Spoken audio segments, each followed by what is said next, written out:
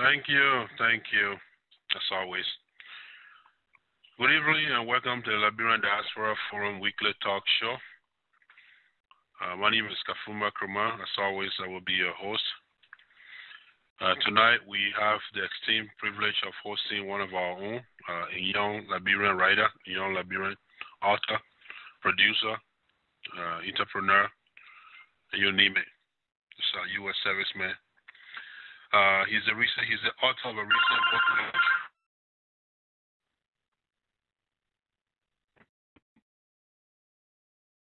That's breath. Many of us have heard of the. And so he comes on here tonight to specifically talk about the book tour.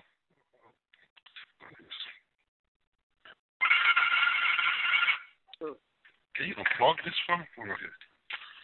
He's come on here tonight to specifically talk about perhaps the book itself, but more so the book tour. Yeah, bear with me. Excuse me for a second. I got to unplug some of these phones. He's come on here tonight, perhaps not to discuss the book tour itself, but not the book itself rather, but the book tour that took him to Liberia recently. Not only that, a book tour that brought him in contact with a lot of prominent Liberian citizens, as well as several senior government officials of Liberia. And additionally, our friend, our brother, the young author, Nvasekie Konneh, will also be drawing some attention to the tragedy of one of our friends, our brother, a patriotic Liberian, a journalist, Honorable Mike Jabate, who was recently in Guinea to sympathize with family members and found himself in the wrong place at the wrong time, whom I understand is currently incarcerated. Nvasekie has been championing the cause of that, just as he's done for many other causes in the past. So tonight, in addition to talking about his recent book tour, he will also be bringing that issue to our full awareness. With that said, I want to thank many of you who are here, and those of you who are just logging on too. I do want to thank you for being here. And I'm going to turn the floor over to our guest, Honorable Nvasekie Konneh, so he can begin his introductory remark. I just set the basis for tonight's forum. And shortly after that, as usual, we will begin entertaining your questions by whatever means we possibly can and get over to the guest. Mr. Konneh, it's my privilege to have you on the Liberian Diaspora Forum, and the floor is yours, sir. Brothers and sisters, listening to this program tonight, it is a great pleasure to have this opportunity of talking to you.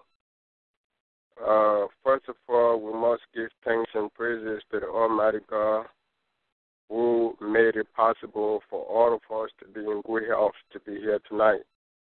And also, we have to give thanks to our dear brother Kafumba for extending us the opportunity to talk on this radio program that is becoming a household name in the Liberian community in the diaspora. Having such an opportunity is a privilege for which I am very thankful for. Regarding the book, The Land of My Father's Birth, it's 1 year now since we started the pre-publication publicity in August 2012. And a year later, the book has been launched in February. We went to Minnesota after Philadelphia. We went to New York. But we felt like wherever we can go, the main place is Liberia. That's where the population lives. That's where everybody lives. So those of us in the diaspora, we are just a tiny portion of the Liberian population. And if the message in the book is to be appreciated, if the message is to sink in the minds of the people, definitely whatever we do outside of Liberia could be great, but it would be great, much more better in Liberia itself, because that's where whatever message the book is carrying is intended to affect some change. You know, every writer or every speaker, every person that have an opinion to present, some may do it just to entertain people, but others may do it to change society, to impact the society in one way or the other. So we felt like if we have to impact the society with the information we are presenting in this book, definitely going to Liberia is a must. And we took off sometime in May, June, went to Liberia. What I think some of you follow our posting on the Facebook, and because I was posting day-to-day activities, the planning, going from place to place, you know, handling invitation to personality, and the program as it was held on July 6th on the university campus. It was such a great forum. So many important personalities in the Liberian society were there, including the grassroots, the university students. There couldn't have been any better environment for a writer to make a presentation more than that, where you have people in leadership at the time, such as Honorable Minister of Finance, Dr. Amos Sawyer, Honorable James Fumoya, the former Election Commission Chairman, Honorable Maurice Duclay, the current Internal Affairs Minister, Honorable Musa Belity, Councillor Jana, Dr. Nvasekie Konneh, a whole lot of high-profile personality came to at least appreciate the effort we have made. So it brought me a feeling that, well, all of the work we've done in the past and continue to do, one way or the other, has found an accepting audience, an audience that is willing to at least engage us in conversation about some of what we've done.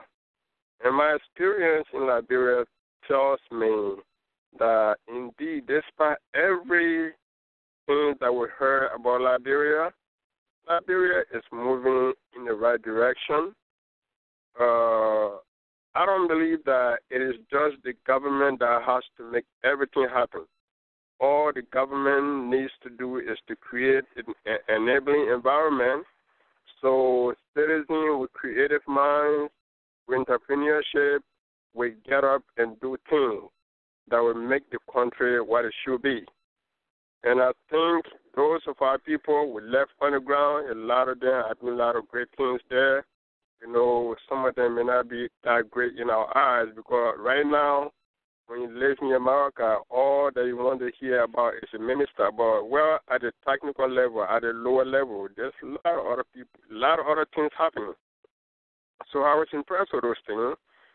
And one of the most important highlights of my trip to Liberia was the invitation extended to me by Minister Kwame Wise.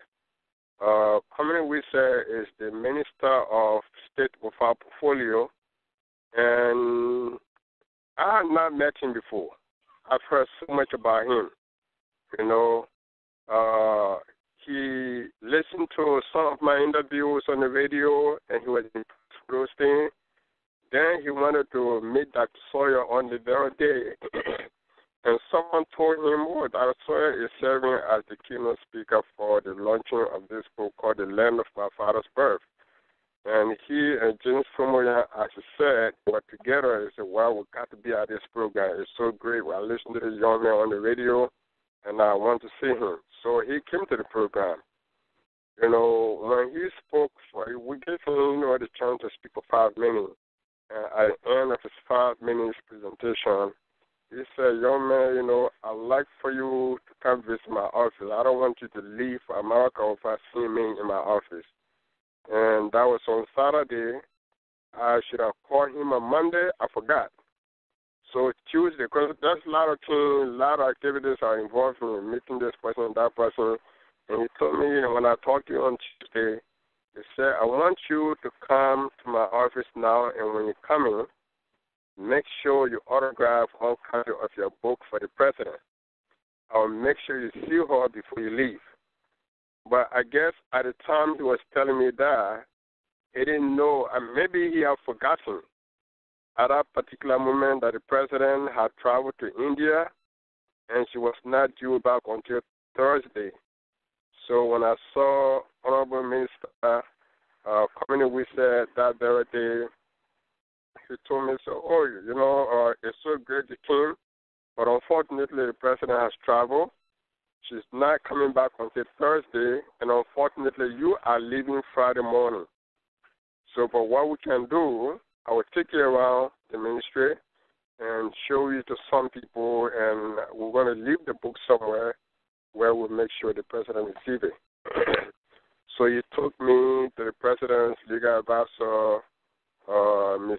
Councilor Stewart Montgomery Cooper.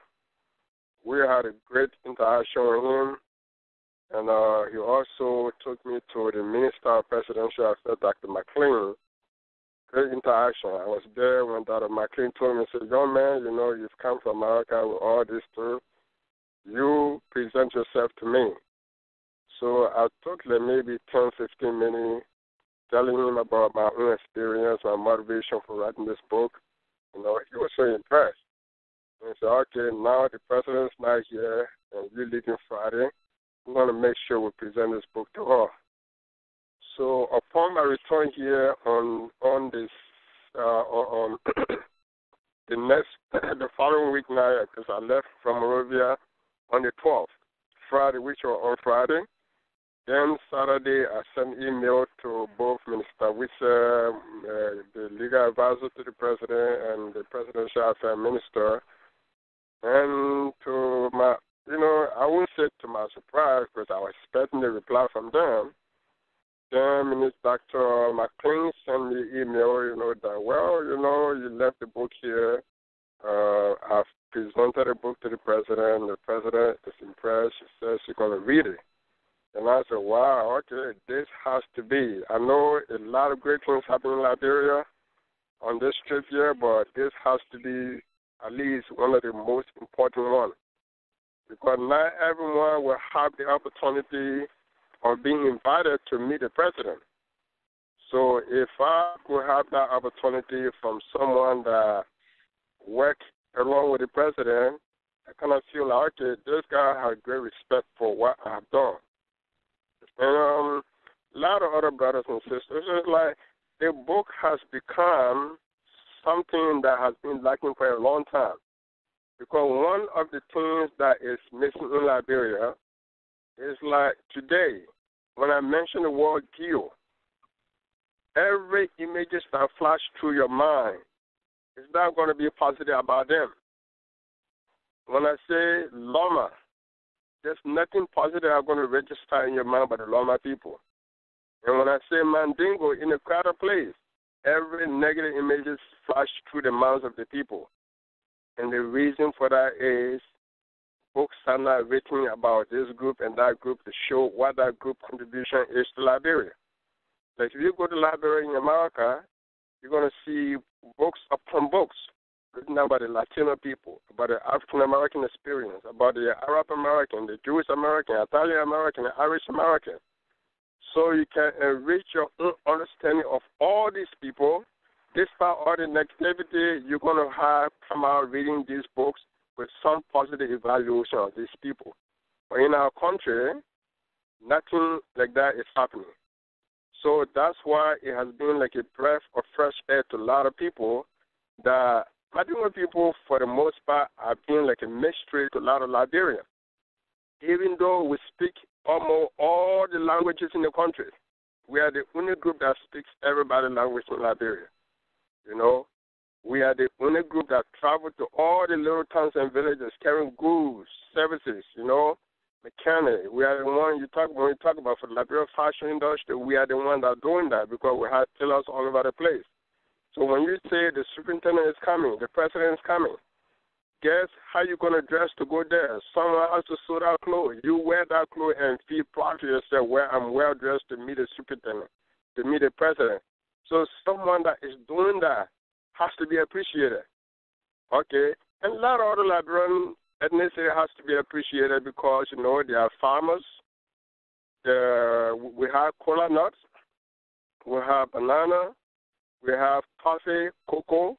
People that produce those things. We have to appreciate each other.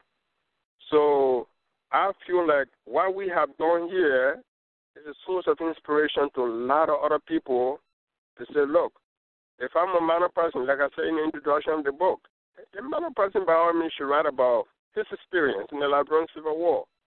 A gay person, a crown person should write about his experience. Like I just read one book by a friend of mine called Gibson DeRue. His book is very objective. It's a dying people. It's a very great book. It's a novel. Despite the fact that Gibson DeRue is a crown person, he was very able to do objective analysis of the Liberian Civil War in a way that even if a minor person reads that book, he or she is not going to feel like this guy, a crime man has said something that's negative about my people, And one day I'm sitting there in Philadelphia here, the former superintendent of Nvasekie Konneh, Madame, called me and said, "Hello, Nvasekie, I just went through your book. But this book could be used as a tool for reconciliation in Nvasekie Konneh." And since my arrival back in America, so many times I got, inbox messages from young brothers and sisters going to the University of Liberia, telling me, Nvasekie, your coming to Liberia was so great. I'm going to the University of Liberia, I'm studying biology, and I want to be a medical doctor. But you have inspired me so much. When I read this book here, it's telling me, going through your struggle, it's telling me that I cannot stop. I must continue to go forward. So these are some of the testaments we've gotten from people, from the higher up to the lower, So if you do something that have touched the heart of people in high places and people at the lower places, then obviously you feel like, okay, I have to continue to do this, I know a lot of folks leave from here to go to Monrovia, but not many of us got to have the opportunity to sit down with ministers, to sit down with directors, sit down with people in high places, But for me, we are able to do that without losing our touch with the grassroots. Become a grassrooter in every way possible, I may know people in high places, but my heart and soul is with the grassroots struggle of our people, not just my ethnic group. But my goal in Liberia is ethnic diversity. We have to celebrate it. And I'm glad in your recent speech in Minnesota, it's some of the theme of my book, which is talking about highlighting our ethnic diversity, celebrating our ethnic diversity. The minister couldn't touch on some of those things, And when I met him here in Philadelphia, he told me, Nvasekie, the speech I gave in Minnesota was inspired by your book. Your book is great. I appreciate everything about it. So all that is telling me, like Marcus Garvey would say, our time has come. As Liberian, our time has come to shine, to rise up. So I saw a lot of things in Liberia, professionally, particularly in our community. I was impressed by some of our own sisters, the Fatmata Fofana, who happens to be a typical Madingo girl, but she's interested in journalism. Right now, she is the senior editor of Daily Observer in Monrovia. And I made mention of that during my presentation at the program. Several things I made mention of. All right, Fatmata Fofana was one of those things, and I said, wow, this is great. One of our sisters called Nvasekie Konneh, she is, an award-winning journalist with Front Page Africa.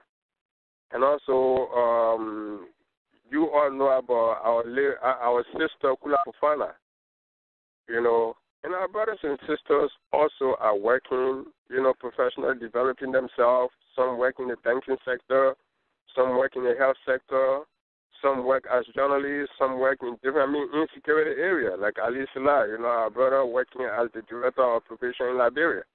These are all great things happening, you know. And I can see, too, that the way society used to think about our people, you know, it may be there, but it is changing one way or the other. One of the great testament to that is the last Friday before the program, I had prayer on University of Liberia campus. I saw our brothers and sisters sitting down in an open place, taking their ablution. As they went to the bathroom, came outside, took their ablution, and went to join the crowd for the Friday prayer. I could see someone standing there getting sermon, and I made reference to that in my presentation, and I said, I believe what I saw on university campus yesterday that impressed me so much.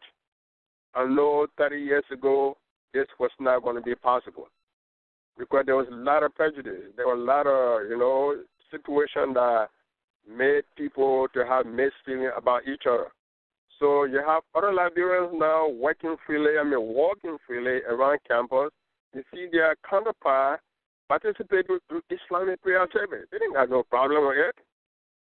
They're all comfortable with each other. The brother will come and pray. After pray, go join other people on the other side. They do their normal activities on campus. So all that told me that Liberia is changing. No matter how we expect a change to happen, they got to be change agents. I may consider myself to be one of the change agents through my activity as a writer. Somebody could be a change agent, being an activist. You know, we went to a forum. There's one big forum on Kerry Street where we made some presentation, and the reception was so great. You know, it tells me Liberia will be better. But what I think is like most of us sit here in the diaspora, and everything we discuss about Liberia is negative, you know. But I think government, of course, there's corruption. There's a whole lot of things that may not be right or that it's not right. But I think if we as citizens see ourselves as change agents, we can make that country a better place. You know, that is my experience from Liberia. I don't know if you want me to keep going further or if you want me to stop here now and entertain some questions from your listening audience. I'm pretty sure a lot of people listening to this program tonight have read a book one way or the other because I've interacted with some of them. We have got, you know, some good impression, and few people have got some negative impression about the book too. So I'm not going to say here to say, look, every person I've talked to have said something positive, but there's a lot of other people, some other people that have been frank with me and said, look, you know, this is not so great. And I said, well, everybody don't have to appraise one thing, you know, the same way, you know.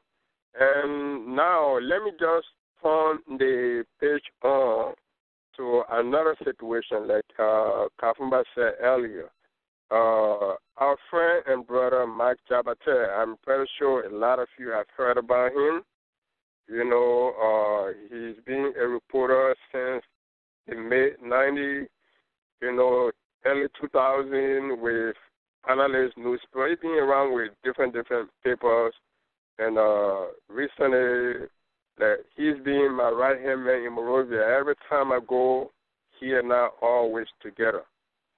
Okay, recently his aunt passed away in Zerikore. You know, the reality is most of our people that left from Liberia at the onset of the war and went to seek refuge in Cote d'Ivoire, in Guinea, elsewhere, have not gone back. So if you go to Guinea, you go to Africa, you're going to see a lot of people that are not having any intention of coming back to Liberia. You know, so Mark Ant happened to be one of those people, and he planned to visit, you know, to sympathize with the family members that are there. And it is because of my trip to Liberia that he postponed his trip to Zirikuri. When I left now, and he decided to travel as it was planned, so he just happened to be in the wrong place at the wrong time.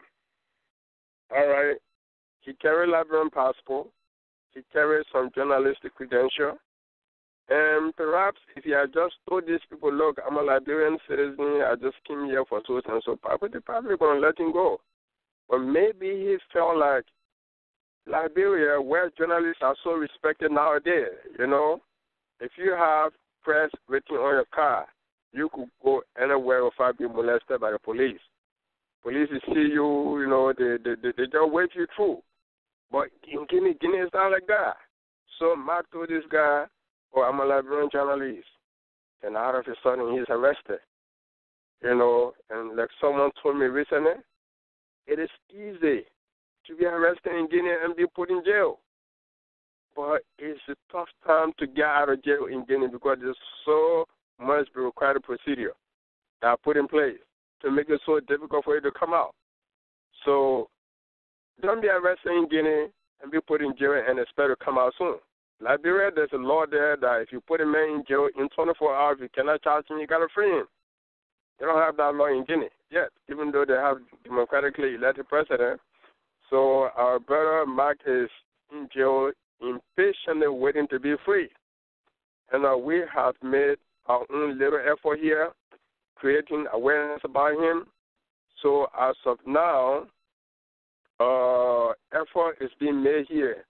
We have one of our brothers that work with the United Nations system who has personal relationship with the defense minister of Guinea. He's doing his best, but the situation is so critical. If you have a situation that led to the killing of 50-some more people, of course the government attaches so much gravity to this situation. All right? Then, of course, we're making efforts in Monrovia for the President of Liberia, Ministry of Foreign Affairs, to hopefully, get in touch with the Guinean ambassador in Liberia and impress upon him that, look, the young man you have in jail in Liberia is a professional journalist. He has nothing to do with the situation you have there. Because there's a wrong notion in Guinea, which has been propagated by prominent Guinean politician Jean-Marie Doré, who said that former ULIMO soldiers and Lord soldiers who happen to be in Madingo crossed the border to come to join forces with Madingo in Guinea to do, stuff. So that wrong notion is there. So every Liberian that was seen,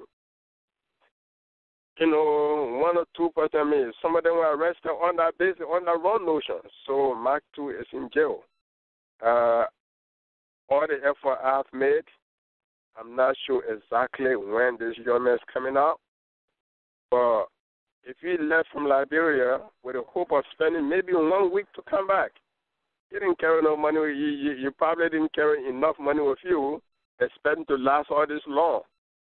Then the people you're going to meet there, who will be forced now to bring food to you in the jail cell, were not prepared. They didn't have enough budget for your coming. They say, this man can spend 2 weeks here. He will be in jail, got to cook food every day to carry to him.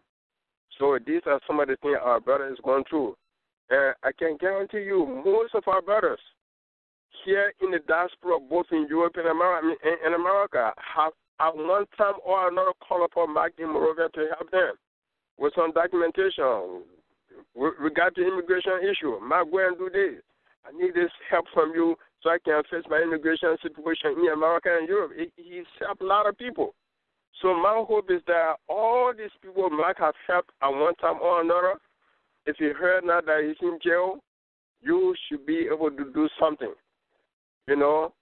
So that's why we announced recently that we will be taking some donation, whatever you can afford, whether it's $20, $30, $50, we will be taking some donation to help people that are helping Mark to feed in jail, because African jail system don't have a feeding system. They say, look, we got people in jail, we got to feed them. No, they don't have that. So if you don't have a family members and friends that will be able to bring food for you, you're probably going to die in jail. So I think we should be able to to have more information spread about his condition as much as possible, because, you know, it is just wrong that you happen to be in the wrong place at the wrong time, and as a result of that, you're arrested and put in jail. So I also just wanted to share that live with you. You have seen the publicity on both the email and Facebook, and hopefully we all can have some conversation on that tonight. And I think I've, you know, gone a little bit farther. I may stop here now to entertain your question. Thank you. No, thank you. I mean, for me, you could keep going. I'm having so much fun just hearing about your personal experiences doing your book tour, and then speaking of Mike Jamate issue. But thank you. We will do so just because I'm having fun with it. Maybe the audience may have some questions, comment, or concerns. Well, folks, you just heard from our guest tonight, our Nvasekie Konneh, the author of The Land of My Father's Birth. Now, I've opened up your question line. 9 will be the perfect time to engage the author, the advocate. If you have any question, comment, or concern at this time, you may dial *61 on your phone, and I'll take your questions over here and bring over to Mr. Konneh.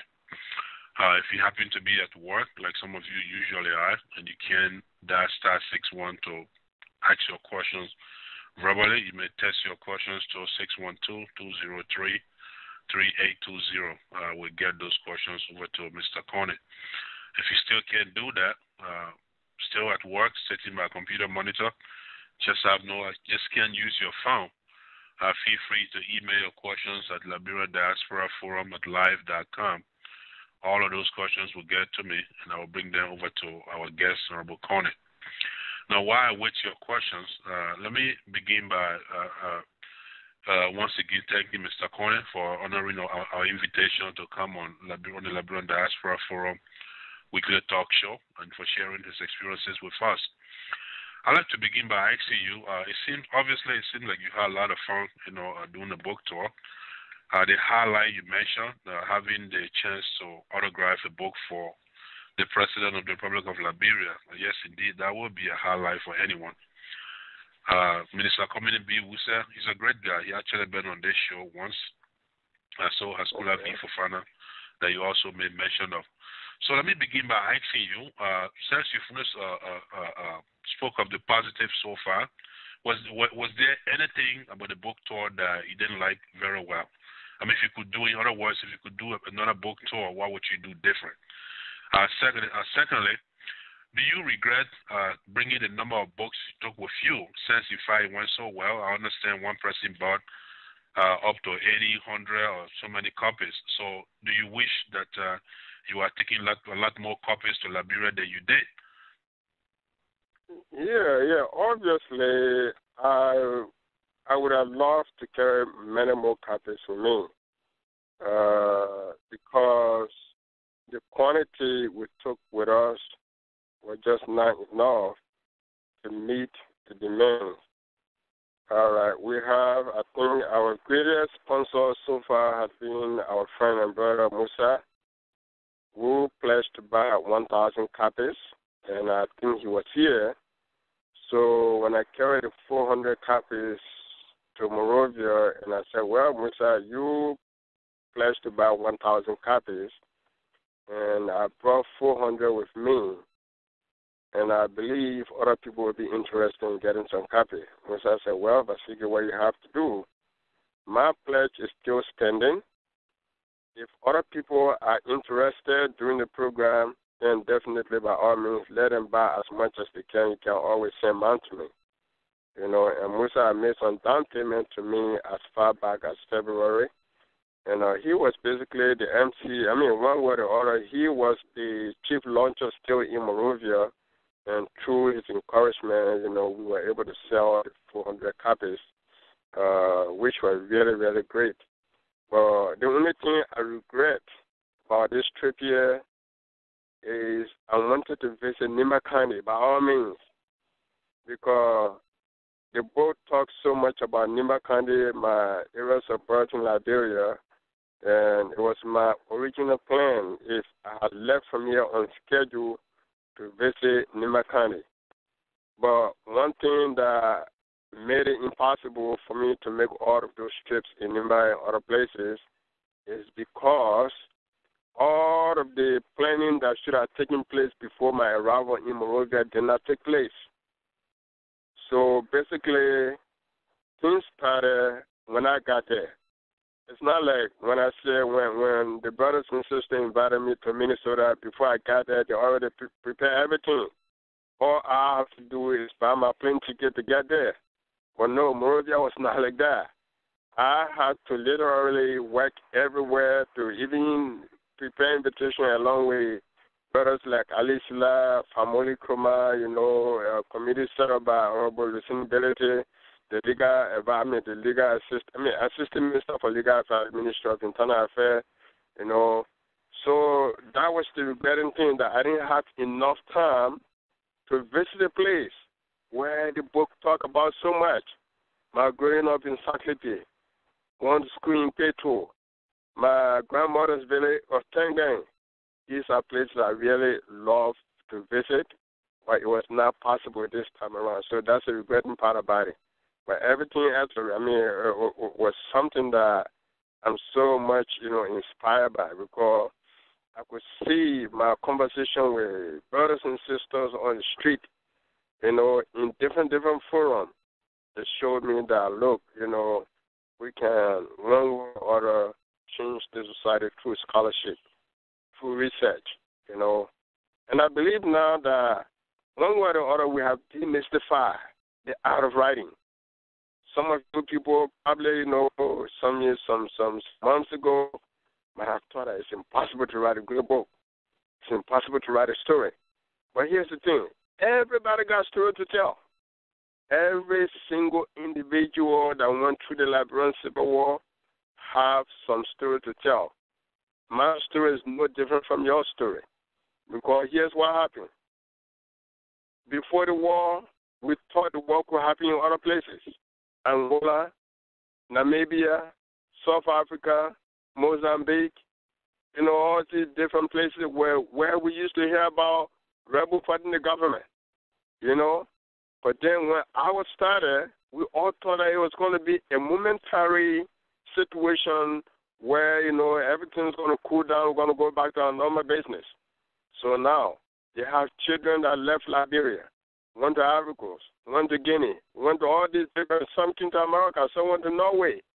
Some of these children got no recollection of Liberia. They basically grew up in refugee camps. These are all stories to tell. So it means that if Liberians want to tell story, they got tons of stories to be told. What we have done here is just a tip of the iceberg. But one thing I believe he has done now, he has told you, Kafumba, and all the other people, that, if you got a story to tell your story. And don't forget me. Don't worry about whether if I write something, it will make sense to people. That's why they got editors. They got editors all over the place that you may pay some money to, or maybe some of them may just do it for you free. But you don't have to worry about whether every grammar in your book is going to be correct, because you're going to have to deal with editors to, iron out some of those things.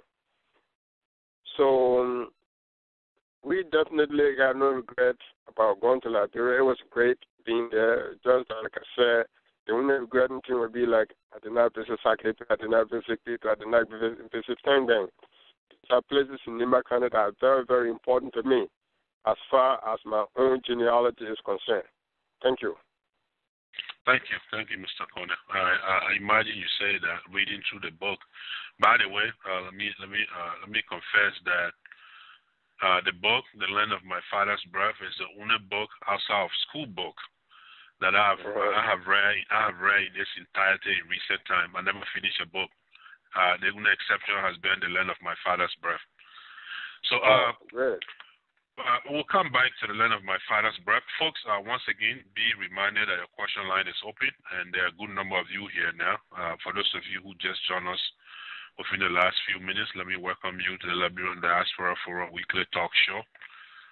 Tonight we have the privilege of hosting one of our own, Nvasekie Konneh, the author, the publisher, the author of The Land of My Father's Birth. So if you have any question, comment, or concern about the book tour that he just returned from in Liberia, and all, our friend and brother journalist Mike Jabate's detention in Guinea, now will be the time to dial *61 on your phone so that Nvasekie himself will entertain your question. Speaking of Mike Jabate in Guinea, I'd like to know, where are we today? How far is the situation as of today's date? I heard you say that there's efforts being made to bring the issue to the attention of the Press Union of Liberia and also to the Foreign Ministry so that they can impress upon the Guinea ambassador. So where are we in that process? And if my memory serves me right, I think I read on the list of the other day that you have started fundraising where you said pledge certain amount. I'm not sure what that amount was. Could you please state that so maybe we can use that as yardstick to see who else is willing to add up on that. Yeah. Since this whole situation started, I've sent $50 to Ecuador so far to help with the situation there. Because I know very well Mark happened to be like a personal friend who was very instrumental, who has been very instrumental in all my trips to Liberia. I got to meet Mark in 2005. I read most of his articles online when he used to be with Analyst newspaper. And since my trip to Liberia, the first trip I made to Liberia after I left the country was 2005. So when I got there, I was looking for, I actually looked for Mark. I said, look, I talked to my brother. I said, there's a guy here called Mark Jabate. I want to see him. Because I know he could be very instrumental in my promotional campaign at the time when I launched my first book, The Want to Work for America. All right. So there's a Hatai spot somewhere in Jacob Town. It's called Winjete Balela. Meaning in English, my husband is not working.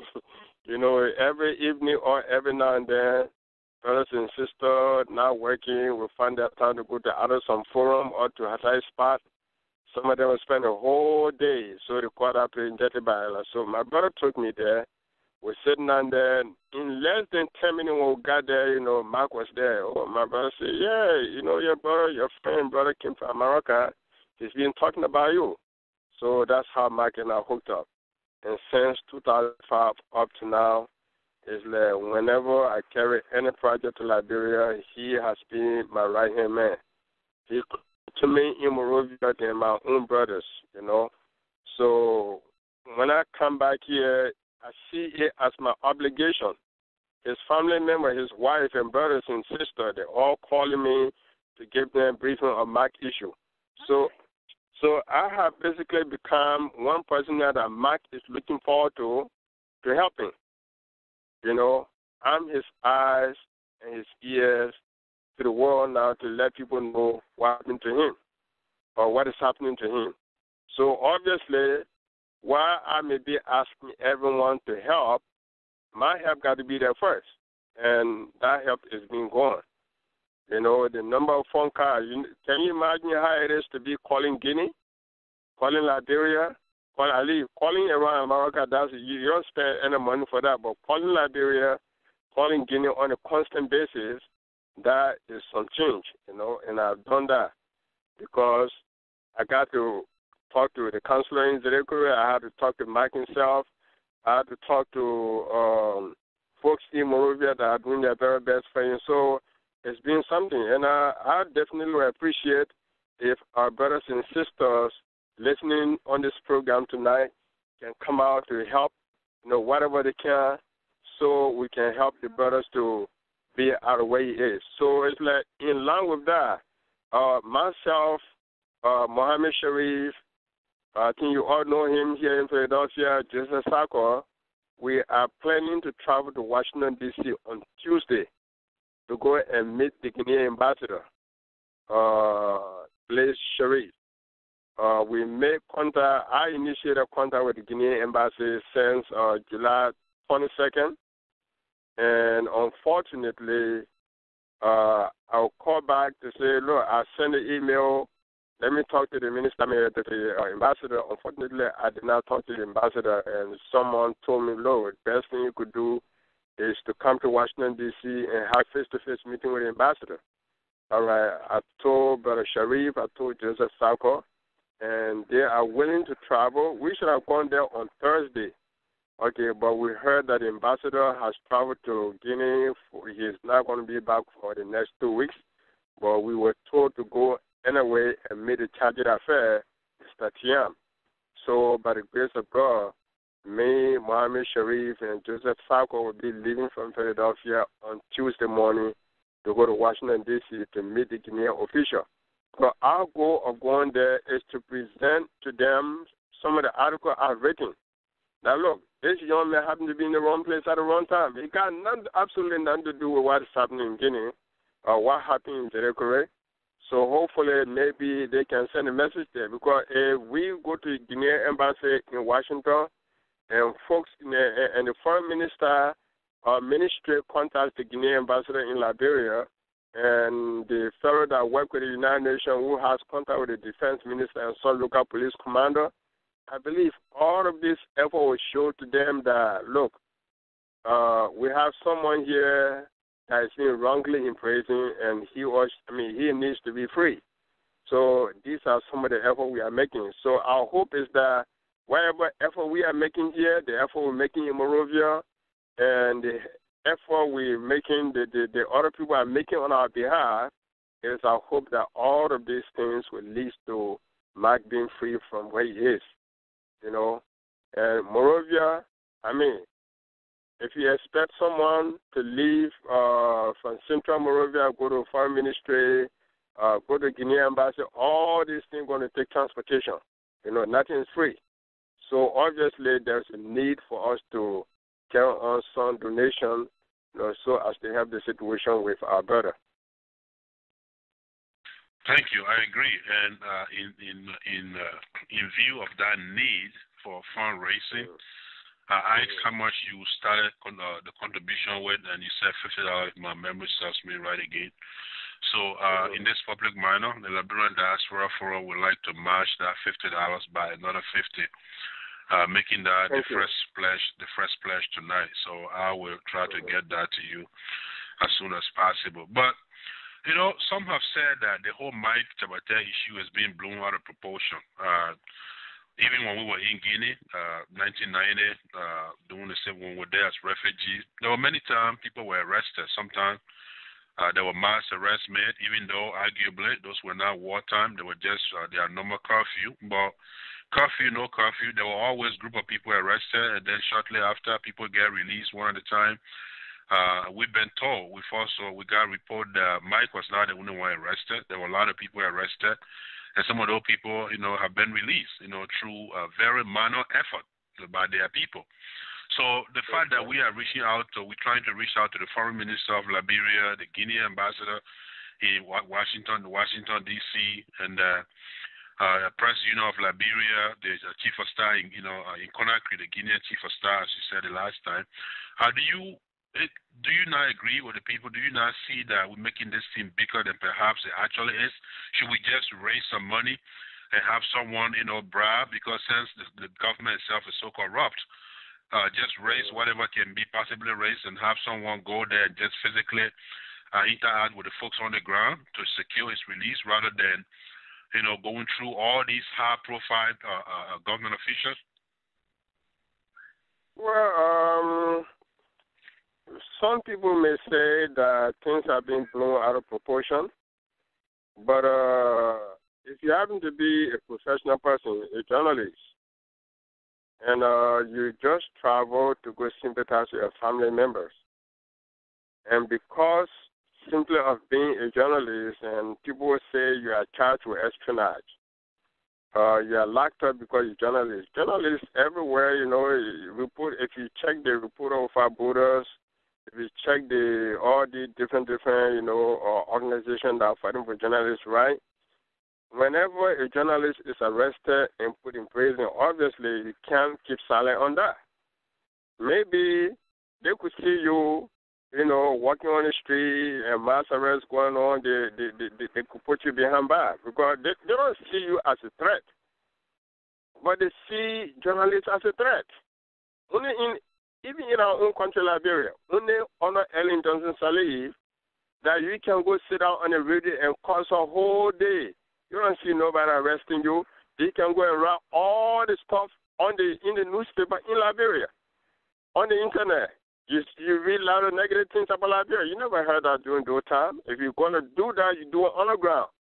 But that atmosphere has not changed in Guinea. Okay? So if a man is being arrested simply for presenting a journalistic credential, and he's being told, look, we don't give a damn about you being a journalist. Matter of fact, hey, you came to spy on our country. And he's being put in jail for that. So are you going to tell us now that is being blown out of proportion? If you went somewhere, Mark doesn't live in Guinea. He doesn't have much experience in Guinea. He does not live in Guinea during the refugee time. I can tell you the number of times Mark has been in Guinea. When he and I did a massive production some years ago, that was Mark's first time to travel to Guinea when he went to Conakry. His second time going to Guinea when his father passed away several years ago. I believe that this may be Mark's third or fourth time going to Guinea. So he doesn't have any experience with that place. All right. So if you just went there and you got arrested, maybe other people they don't see other people as a threat, but they see journalists as a threat. The name journalists in Guinea is not welcome. That's why Mark is arrested. So for someone to say his issue is being blown out of proportion, I don't think that is fair. It is not fair to think that Mark's situation is being blown out of proportion because, of the situation that led to his arrest. So I believe that whoever that wants to help, all the help is welcome, to have the brother released. And like you said, maybe having enough money to bribe this Guinean official could do the trick. That's another way too. But according to his wife, they have sent $400 already to Nvasekie. Whatever that $400 is supposed to do, it has not worked. The brother is still in jail. And this guy told me that, look, this situation is very, very serious in Guinea because, you have like 50 people dying in this situation. And even though the authority have realized that some people may be in jail for, they didn't do anything. There are some people that had direct connection with things that happened, and those are going to be prosecuted. But like the brother said too, you can go in Guinea, you can go in jail in Guinea for some foolish reason, but the bureaucratic procedure can take too long to get you released from prison. So that's the situation with the brother. So I don't want to believe that someone going to say his case is being overblown. No, that's not the case. He's in jail because he's a journalist. And journalists being put in jail anywhere, you can't keep silent on that. Okay. Thank you. Let's take a comment, concern, or question from a listener here. 0755. Would you please tell us your name, where you're calling from, and your question for Mr. Konneh? By the way, Mr. Konneh, you made mention of Brother Mohammed Sharif earlier. He asked if we knew him. Of course, we know him. We with great respect. He's on the line. He's listening to you. He's here with us. So 0755, your name, where you calling from, and your question for Arthur Konneh, Mr. Konneh. Yeah, my name is Siaka A. Kroma. I call from Philadelphia, Pennsylvania. I listen critically to the honorable man providing information. My question is about the procedure taken. If I may ask, do we have any ambassador in Guinea and a Liberian ambassador in Guinea? If so, then why is the long train that we should pass through Washington, D.C. in USA, go to the Guinean embassy in Washington, D.C. to maybe for a complaint or what have you when we have an ambassador in Guinea?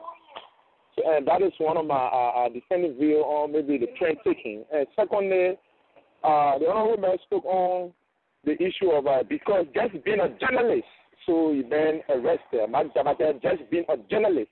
That's the reason he is arrested and he's been put in jail for that. So I've seen that it's not really enough that just being a journalist enter a country, then he's been arrested for that. Then, where I have a little problem.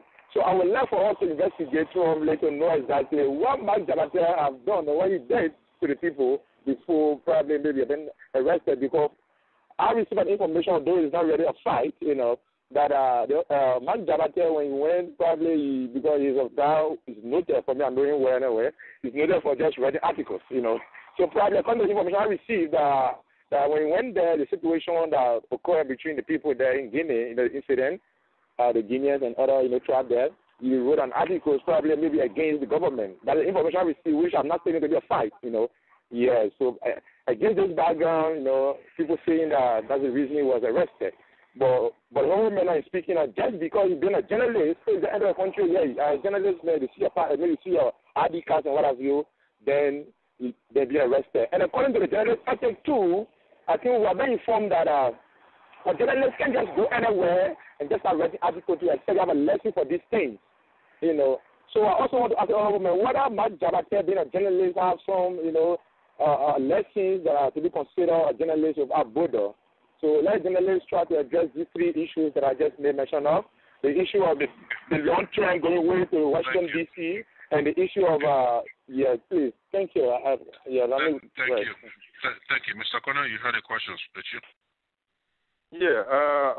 Okay. With respect to saying why do we have to go to Washington, D.C. and deal with the Liberian ambassador in Conakry, it's a very important question. It's a valid question, but I have talked to the Liberian consular in Nvasekie. All right. He's the one that they talked to previously. And at one point, the consular told me he had a series of meetings.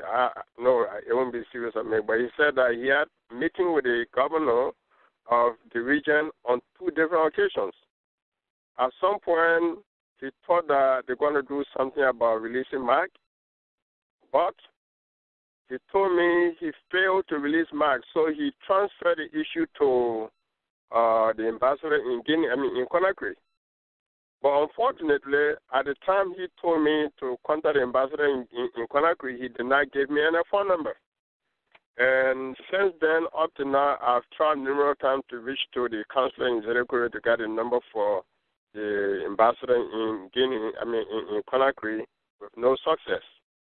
All right, but so basically, if the consular was able to release Mark through his contact with the Guinean local official, the governor, who happens to be the highest government official within the region, but he was not successful in securing Mark release through that.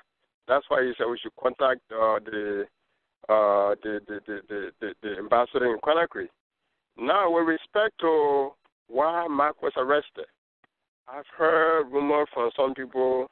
I think you will be the third person that said, oh, Mark went there, he was taking pictures, he was writing articles to send to Guinea, to send to Liberia, and that's why he was arrested for.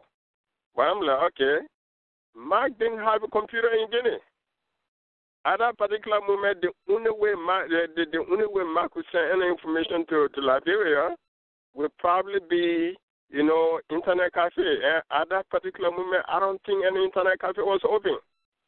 All right, the other option would be text messaging. Can you write any phone report, text messaging? It's not possible. All right? So what he told me is that when he got arrested, he showed them Liberian passport and told them that he was a journalist from Liberia. And the question they asked him was, did you bring any credential that says you should be a journalist here at this time? Okay, maybe that would have been going to the embassy in Guinea, in Monrovia, tell them I'm a Liberian journalist, I'm on my way going to Guinea, I want you to give me accreditation. He didn't do that because he did not actually go to Guinea to function as a journalist. He went to Guinea to sympathize with family. But he was there when it happened. Actually, things started happening before Mark got to Guinea. you know. So he got there, and obviously everybody is curious, and we writers and journalists are very curious about everything. So I want to believe that while there, he probably was doing some observation.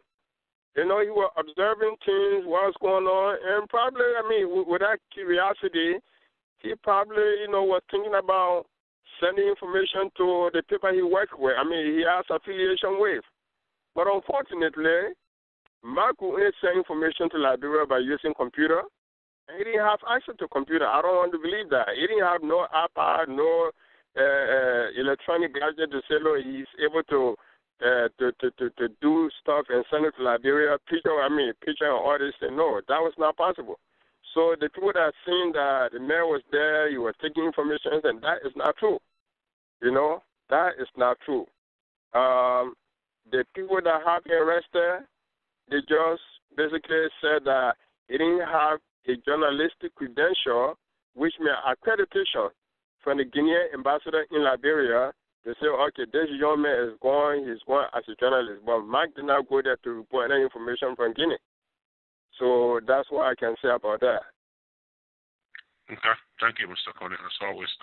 Before I take the next caller here, let me say that, as many of you know, last week Sunday, we had a privilege of hosting the mayor of Ganta City, Mayor D. Joe Cooper. He spoke very much in detail about the land dispute settlement that is ongoing. And so I do want to let you know that audio is now on YouTube. I uploaded that the very next day. So if you missed the show, you can go to YouTube and look for Liberian Diaspora Forum, and the audio will be there for your listening entertainment. And also next week Sunday, we will be hosting a renowned former Liberian journalist, Kwame Clement. Many of you have heard of him, now-term politician, I understand. He intends to run for presidency 2017. So Kwame Clement will be our guest come Sunday. So let's take the next caller. Our friend and brother, Honorable Mohammed Sharif from Philadelphia. Mr. Sharif, welcome to the Liberian Diaspora Forum. Your comment, concern, or question? Yeah, thanks for the opportunity. Thanks to Brother Konneh for his elaborate address on his book, recently published book, Land of My Father's Birth, and also on the issue of the prominent Liberian journalist, Mike Jabata. Let me begin with Mike's issue. The issue here is that he does have the right to report. That's his job. That's what he does for a living. And so if the Guinean government finds anything that contravenes their law, they can have him charged within a certain number of days, if not hours. So as far as we know, for the last 3 weeks to a month, that has not happened. And so the Guinean government is in contravention of the Universal Declaration of Human Rights. And so we are proceeding to the embassy on Tuesday to let the government know that they are in violation of the law that the Guinean government has signed with the international community. And so we are not negotiating with the government of Guinea. We are demanding, with no precondition attached to it, that the Liberian journalists be released with some urgency, with immediate effect. We're going to communicate our position with the Guinean government through the embassy.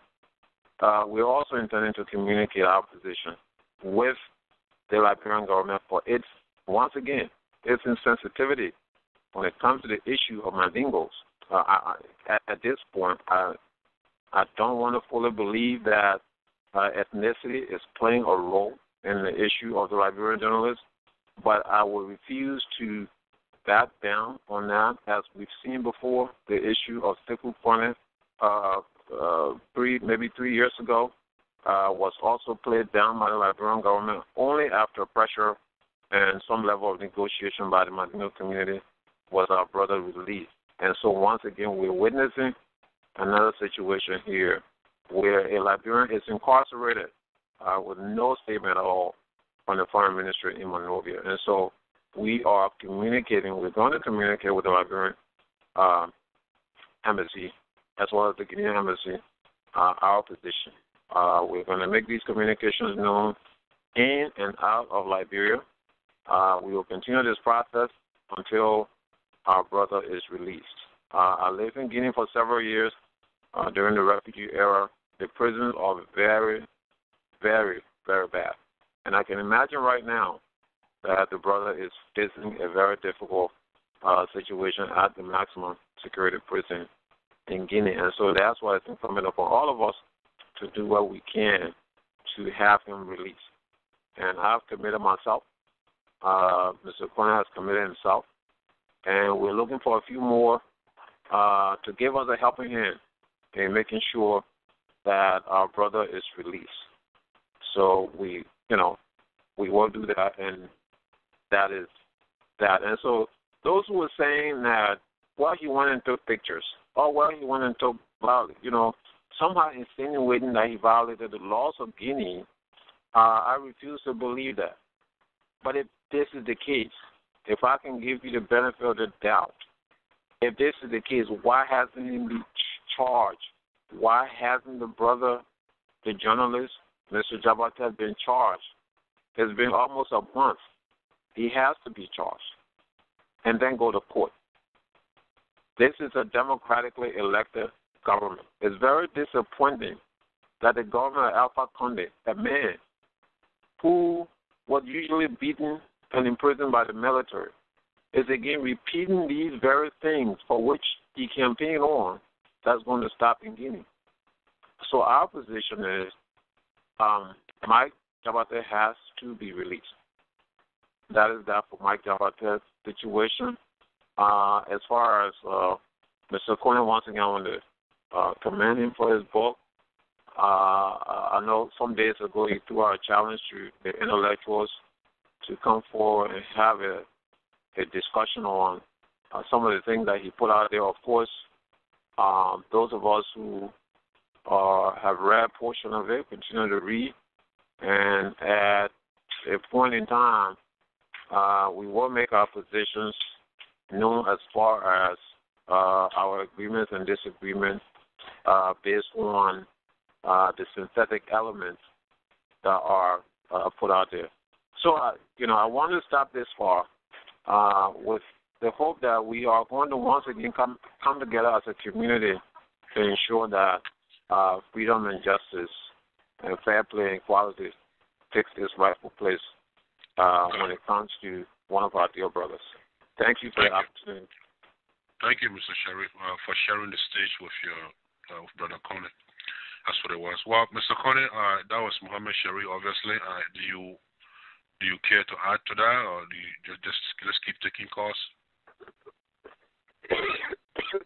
Well, I think Muhammad Sharif and I have been discussing. I mean, he's one of the people that I talk to every single day.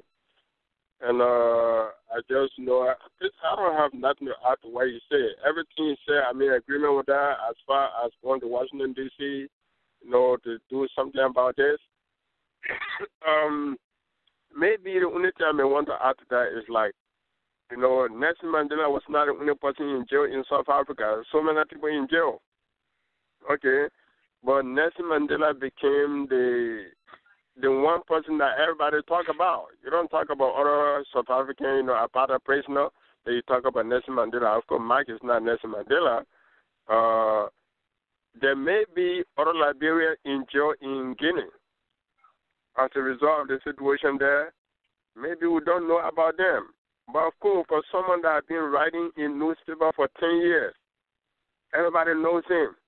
When he's arrested and put in jail, of course, that would be a highlight. I mean, something that would be highlighted everywhere.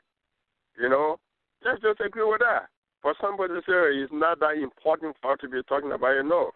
A profession make us to talk about it. Like I said, when I went to get into Liberia in 2005, I've never met Mike Jabate before. I knew him through article being published on the internet. When I got there, so I want to see this young man who's writing this article because I was proud of him. Because when I left from Liberia in 1995, who was writing? I mean, I'm probably the only person, me and Sidiki and Musa Belete.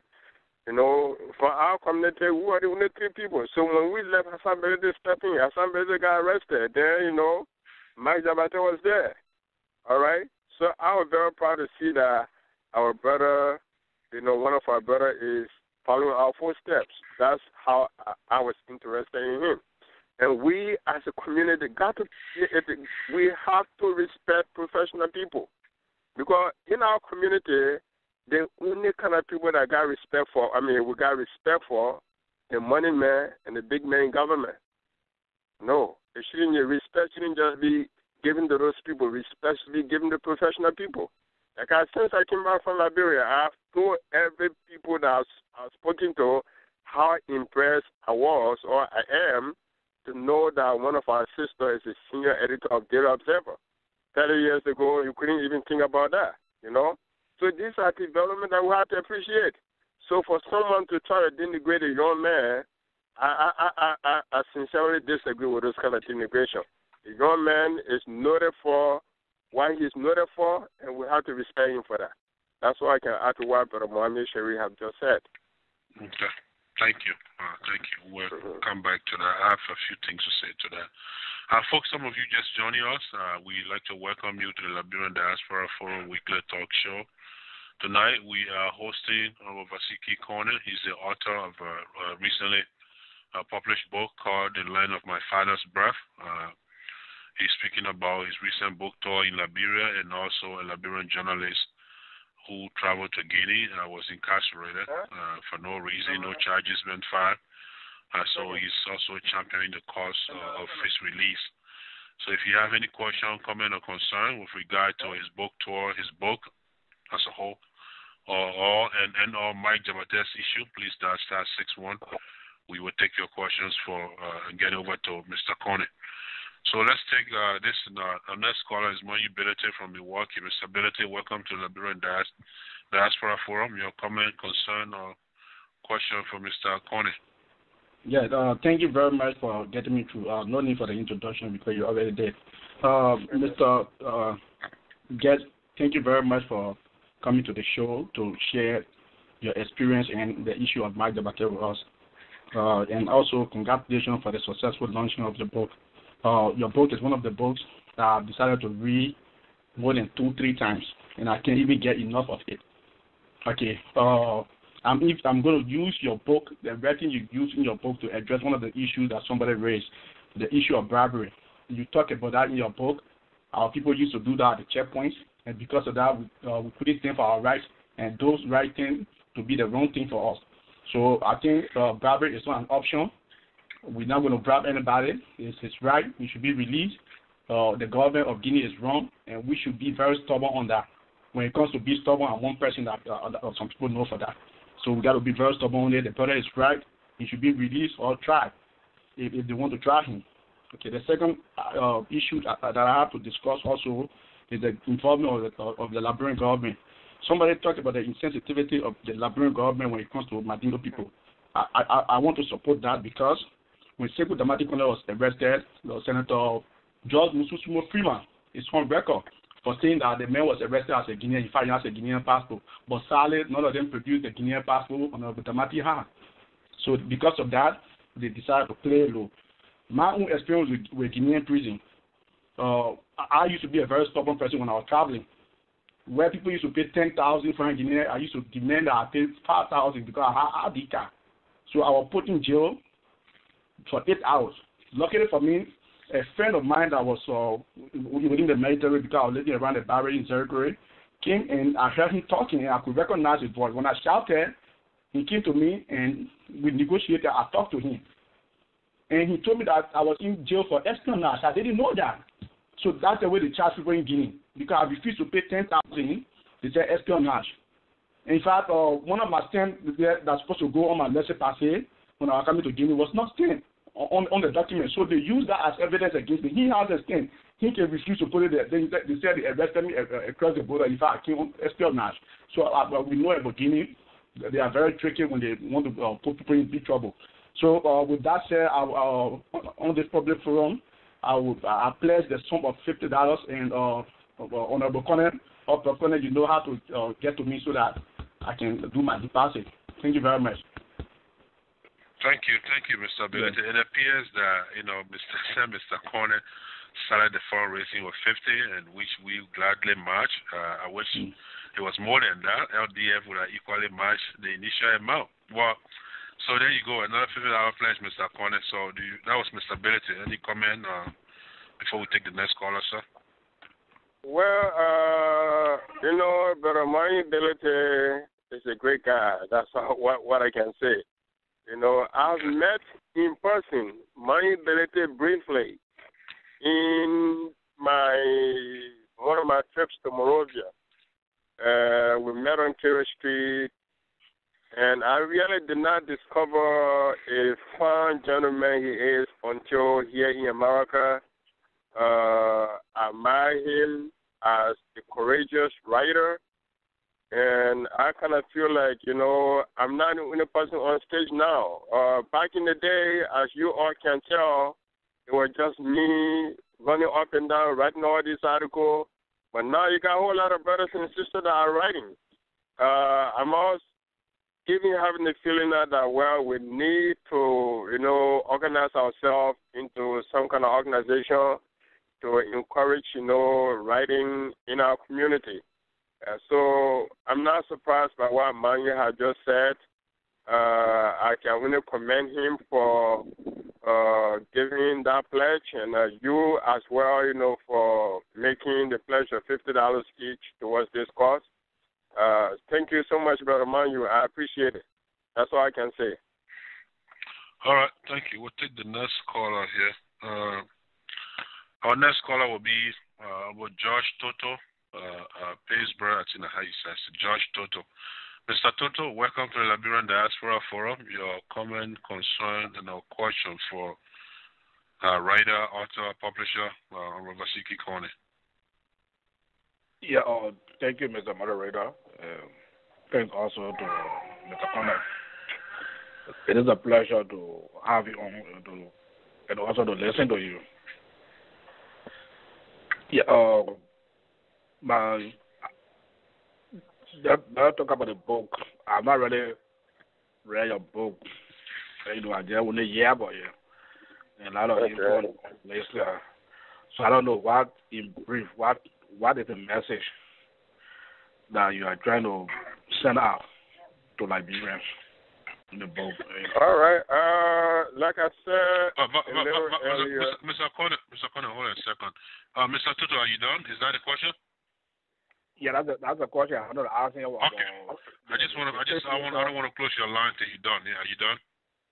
Yeah, I wanted to also ask about the situation of the federal in Guinea.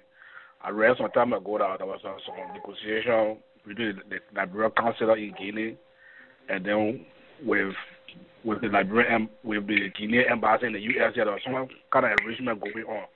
So up to that, I'm not hearing anything more. I don't know how far they are going in the discussion in getting the brother released. Okay. Yeah. All right. Thank you, Mr. Toto. Yeah, Mr. Konneh, go ahead. The floor is yours, sir. Yeah, Mr. Toto, that's from the footprint, right? What's that? All right.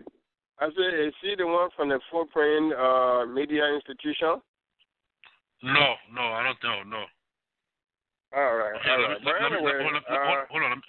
Mr. George Toto, are you affiliated in a media institution? No. The only organization I do is the Liberian, is ULA. Okay. Oh, okay. Yeah, Mr. Toto, okay. One thing that usually happens when a country goes through what we have gone through, such a war like ours, one thing that happens, like citizens go through a whole lot of experience. And when those citizens begin to reflect on those experiences, it can be not only so enriching for them, it can also be something so enriching for the entire nation. Okay, so they say some of the greatest literature that I've been reading be it poetry, short story, memoir, are written about difficult situations people go through. So each one of us have a story. You have a story. I believe if you decide to write that story, obviously there will be something that I can identify with. All right, so it's a challenge for us Liberians to write as much as we can about this Liberian Civil War, our experience, because we experience the war in different ways. Some people were, affected because of their political affiliation. Some people because of their ethnic affiliation. Some people because of their religious affiliation. So when we all write about all this experience, it teaches us a lot of things that we didn't know. We talk about the TRC process. TRC was like, okay, come on, tell us story. What happened to you? Okay, that is like, I could just go stand at TRC one day and talk about what happened to me. Okay, but if I decided to say, look, I'm going to write a whole book about my experience in the war, so it means that my experience will be something that a lot of people can identify with. It means that some of the misconceptions we have, about each other, like I said earlier. Today when you say crew, I'm pretty sure whatever image that flash through your mind, if you're not a crew person, it's not going to be positive. You say Madingo people, it's going to be negative. So until we begin to write about all these different experiences, some of the misconceptions we have about each other are not going to go away. So my intent of writing this book was to educate my fellow Liberians about my experience in the Liberian Civil War, being a Mandingo and being a Muslim, and some of the experiences we've had living in Liberia coming over here. Because if you left Liberia and came to America, a country of 350 million people, a country where people from everywhere in the world live, wherever you work, wherever I work with other people that are not like me. So if we live in such a melting pot, we have to recognize that our country is a melting pot, and instead of us hitting each other, killing each other, we can love each other, we can celebrate each other's culture, like it is done here. And I made mention of this in Liberia in many of my presentations. You have the St. Patrick's Day in America, which is one of the largest cultural heritage celebrations in America for the Irish people, but it's something that everybody identifies with, particularly at the government level. In New York, you have the Caribbean Festival that happens on an annual basis, Puerto Rican Day Festival. So suppose we have something like that in Liberia, where instead of being hateful of each other, we are celebrating each other's culture. These are some of the emphasis we made in the book, and it is our hope that some days when other people like you read it, you will be inspired to write about your own personal experience of the world. So all of that will serve as a teaching moment for all of us in Liberia. And with regard to Mark Jabate's situation, I think we have emphasized on that so much. Efforts have been made, but unfortunately the young man is still lingering in jail in Guinea. So thank you. Thank you, Mr. Konneh. Folks, once again, welcome to the Liberian Diaspora Forum. The time is fast, running pretty quick here. We've been here an hour and a half already, so if you haven't had a chance to ask a question or make a comment and express a concern, by all means, please dial *61 and we will take your questions over here. Let's move it on. Let's take another caller. This time, no name. Your last 4 digits is 4721, 4721. Would you please tell us your name, where you're calling from, and your question for Mr. Konneh? Kafuma, thanks for taking my call. This is Lieutenant Sako, calling from Minnesota. Oh, welcome, Mr. Sako. Thank you. Brother Konneh, thank you for coming to the show. First of all, I want to thank you for bringing journalist Mike Jabate issue to light. And then I want to comment you on your book for the 10th time, I guess, since I've already commented you before. But my question is, what can we expect next from you? Can we expect to see another big project from you in the near future? Can we expect to see another book pretty soon? Thank you. Yeah. Thank you. Right now, I have 2 different manuscripts that I've been working on over the years. All right. Writer, you can't rest. You can't just write one book and say, I'm done with writing. As long as you have the inspiration, as long as you have the energy, you got to keep writing. All right. And I told people in Liberia, if we have been doing writing just to become rich, we have found different things to do. Because if you're writing the story of a people that they're not interested in reading, that many of them may not find it interesting to buy a book, So obviously, it's a matter of sacrifice for some of us. My friend and brother, Mohammed Sharif, a lot of other people spend a lot of times writing about different stuff. If they're not getting paid for doing those things, but at least this time around, I appreciate the patronage from all of you guys that have bought one copy, whether it's 1 copy, 2 copies here and there. I appreciate everything. And of course, this time around, we are really, really motivated to keep writing because, the positive comments we heard from you, like Kafuma just said, I never read any book before from cover to cover. This is the first book besides school books. That is something that is telling me you can't stop doing this. When I heard a young lady telling me from Morovia that I'm inspired by your work, that is telling me don't stop. And what happened in Morovia is beyond ethnicity. You meet people from different walks of life. I met a young guy from Campley who happened to be a Gil. And he was so impressed by our presentation. He said, Nvasekie, this is something I've said to people that we, Mano and Madingo, and Gio in Nimba County, we need to form some kind of ethnic alliance. And man, a young man told me that, So all of that is telling me that this one book is not the end of the journey. We have to continue, So right now, there's 2 main projects that are coming up. One is called The Love of Liberty Brought Us Together. That is a collection of poetry. It's already done. Just a matter of time, Father, I just want to give a little bit of time to the land of my father birth since the promotion continues. We have several places to go, some in America, some in Australia, some in Europe. Then when we rest, after all those, then we're going to work on the Love of Liberty Brought Us Together. And that title may be surprising to a lot of you because the Love of Liberty Brought Us here is something that Liberian intellectuals, Liberian political leaders have struggled with for so many years. Every day we say, no, this word is not representing us. But what do you replace it with? Some people say the love of liberty met us here. Some people say the love of liberty.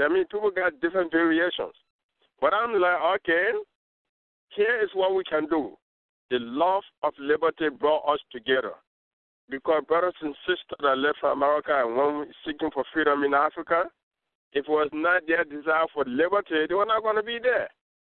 And we, through the native Africans, we welcome them, One way, even though there was some fighting here and there, but I think we need to celebrate our coming together as a people. Because, like Mohammed Sharif wrote some article recently when Barack Obama visited Gorée Island in Senegal, which is one of the outposts of slavery in Africa where slaves used to be taken from and carried to the New World. That has become a major tourist attraction for Senegal. Elmina Castle in Ghana is also a major tourist attraction for them. Okay, instead of us Liberians celebrating our diversity, people from the diaspora, the native African coming together, building great tourist attraction around our team. No, we're not doing that. We keep fighting. History is history. Wherever the Congo people day, wherever this group day or that group day, it's history. So I believe now that it's time for us to move forward And it is that moving forward with ethnic diversity, celebrating it, that my new book of poetry is going to talk about. And it's called The Love of Liberty Brought Us Together, whether we are Muslim, Christian, whatever, all the different ethnicity, we celebrate everything. And the other book is called Contemporary Liberian Voices. Okay, Contemporary Liberian Voices is like the interviews I have done with other Liberian writers. I've done a lot of Liberian book review. I reviewed Professor Moses Nangbe's book one Saturday in August. I've had an interview with Dr. Patricia Jebbe Wesley. I've had an interview with Vamba Sharif in Holland, who is a Liberian writer that writes in Dutch, English, and Arabic. I've done a couple of them. So all of these different interaction with Liberian writer, I put those articles and interview and book reviews together in this volume that is going to be called Contemporary Liberian Voices. So we may not be able to talk to all the Liberian writers while putting that information together, but what we have right now is enough to be considered volume 1.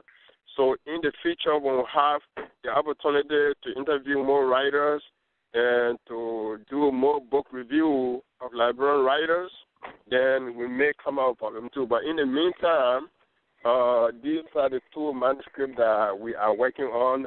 Almost they are all at the point now where, I just have to find some editors to make a last-minute review of them, and hopefully very soon, we're going to be somewhere. As we wind down the promotion for the land of my father's birth, then these are the 2 projects that I'm going to be undertaking. Then also, I have manuscript for 2 children books, but these are all future projects as well, and I'm developing the idea for writing a novel as well. So, for us, maybe until the day we die from this earth, we're going to keep writing. That's one thing we are committed to. We started it at a time when things were so difficult. So if I could survive as a writer back in the 90s, then there's no reason for me to stop now. So my brother listening, you're going to see many, many more coming from me. And my goal to whatever we are doing, that some of you young guys will be inspired to do something that even be better than mine, And like I said, my friend, brother here, Mohammed Sharif, he owe us a book. A lot of people owe us, Liberian young generation books to talk about their experience. Like I've had a series of conversations with Dr. Sawyer. I met him in 2010. I met him this time around. And I told him, Dr. Sawyer, when I met him in 2010, here's what I told him. I said, Dr. Sawyer, Marcus Matthew is dead. He did not leave any other biography. Nothing is written about his experience because he is considered to be a champion of democracy in Liberia. For such a man to die, and up to this point, no books written about his philosophy and everything, I say it's a disservice to my generation. And I say, you, Dr. Sawyer, the people there, all of you guys owe us some books to talk about your experience in the Liberian situation. And, that's how things are. So for me, you'll continue to hear from more. For me, about other books in the future. Thank you. Thank you. Let's quickly take another caller here. We are approaching the time very quickly. We'll take call from Ansumana Randolph Jabate of New York. Mr. Jabate, welcome to the Liberian Diaspora Forum. Your question, comment, and our concern for Honorable Konneh. Yeah, Mr. Konneh, thanks for the book. And the extension of the book is to our grandchildren and even our children that we don't talk to on a daily basis. We don't explain to them what the culture is about. But if we leave them and we give them the gift of this book, they can read and then probably ask us questions. This is a motivator for family discussion and for family history to be told. And it is not just about the Civil War. it is also about knowing the culture. So those children is for those children and that are in high school and in colleges, so they can read it and come back home and talk to us.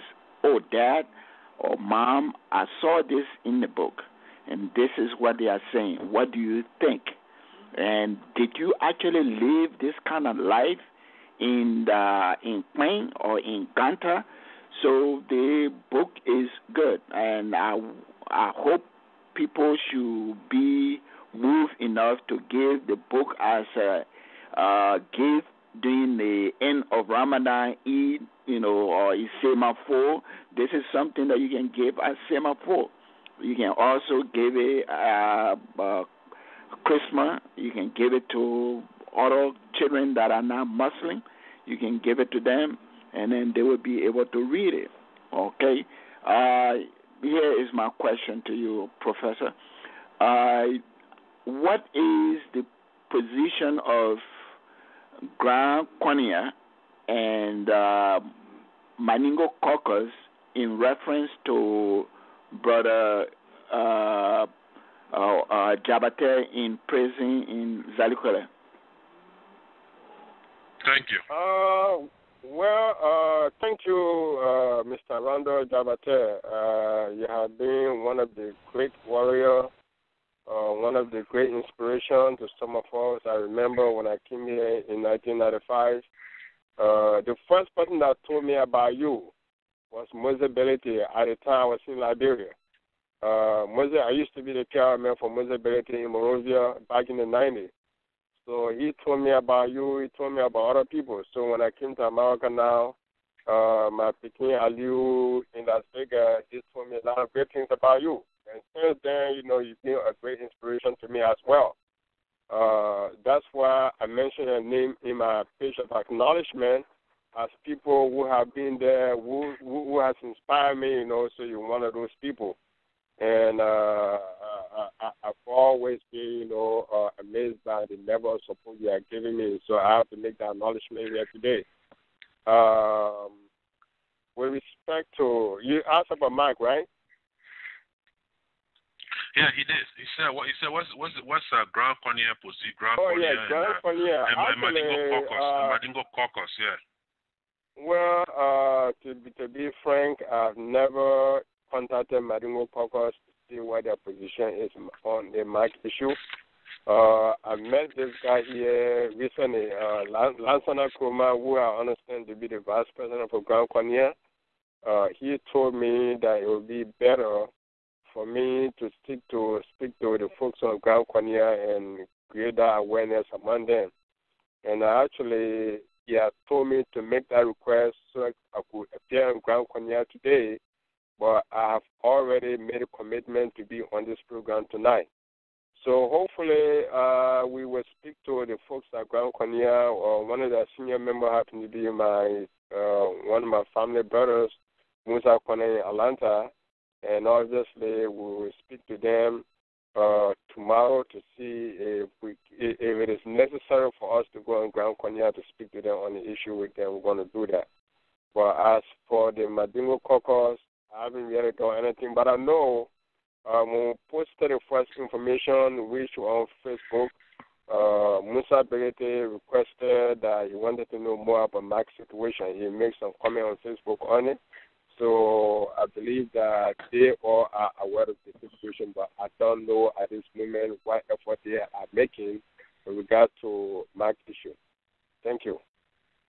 Thank you. But still speaking of Mike Jabate, and as far as whether Grand Konneh or Maningo Caucus were notified, I'd like to know whether other prominent Liberian organizations here, such as ULA and even our own FEMUSA, how about one of those organizations?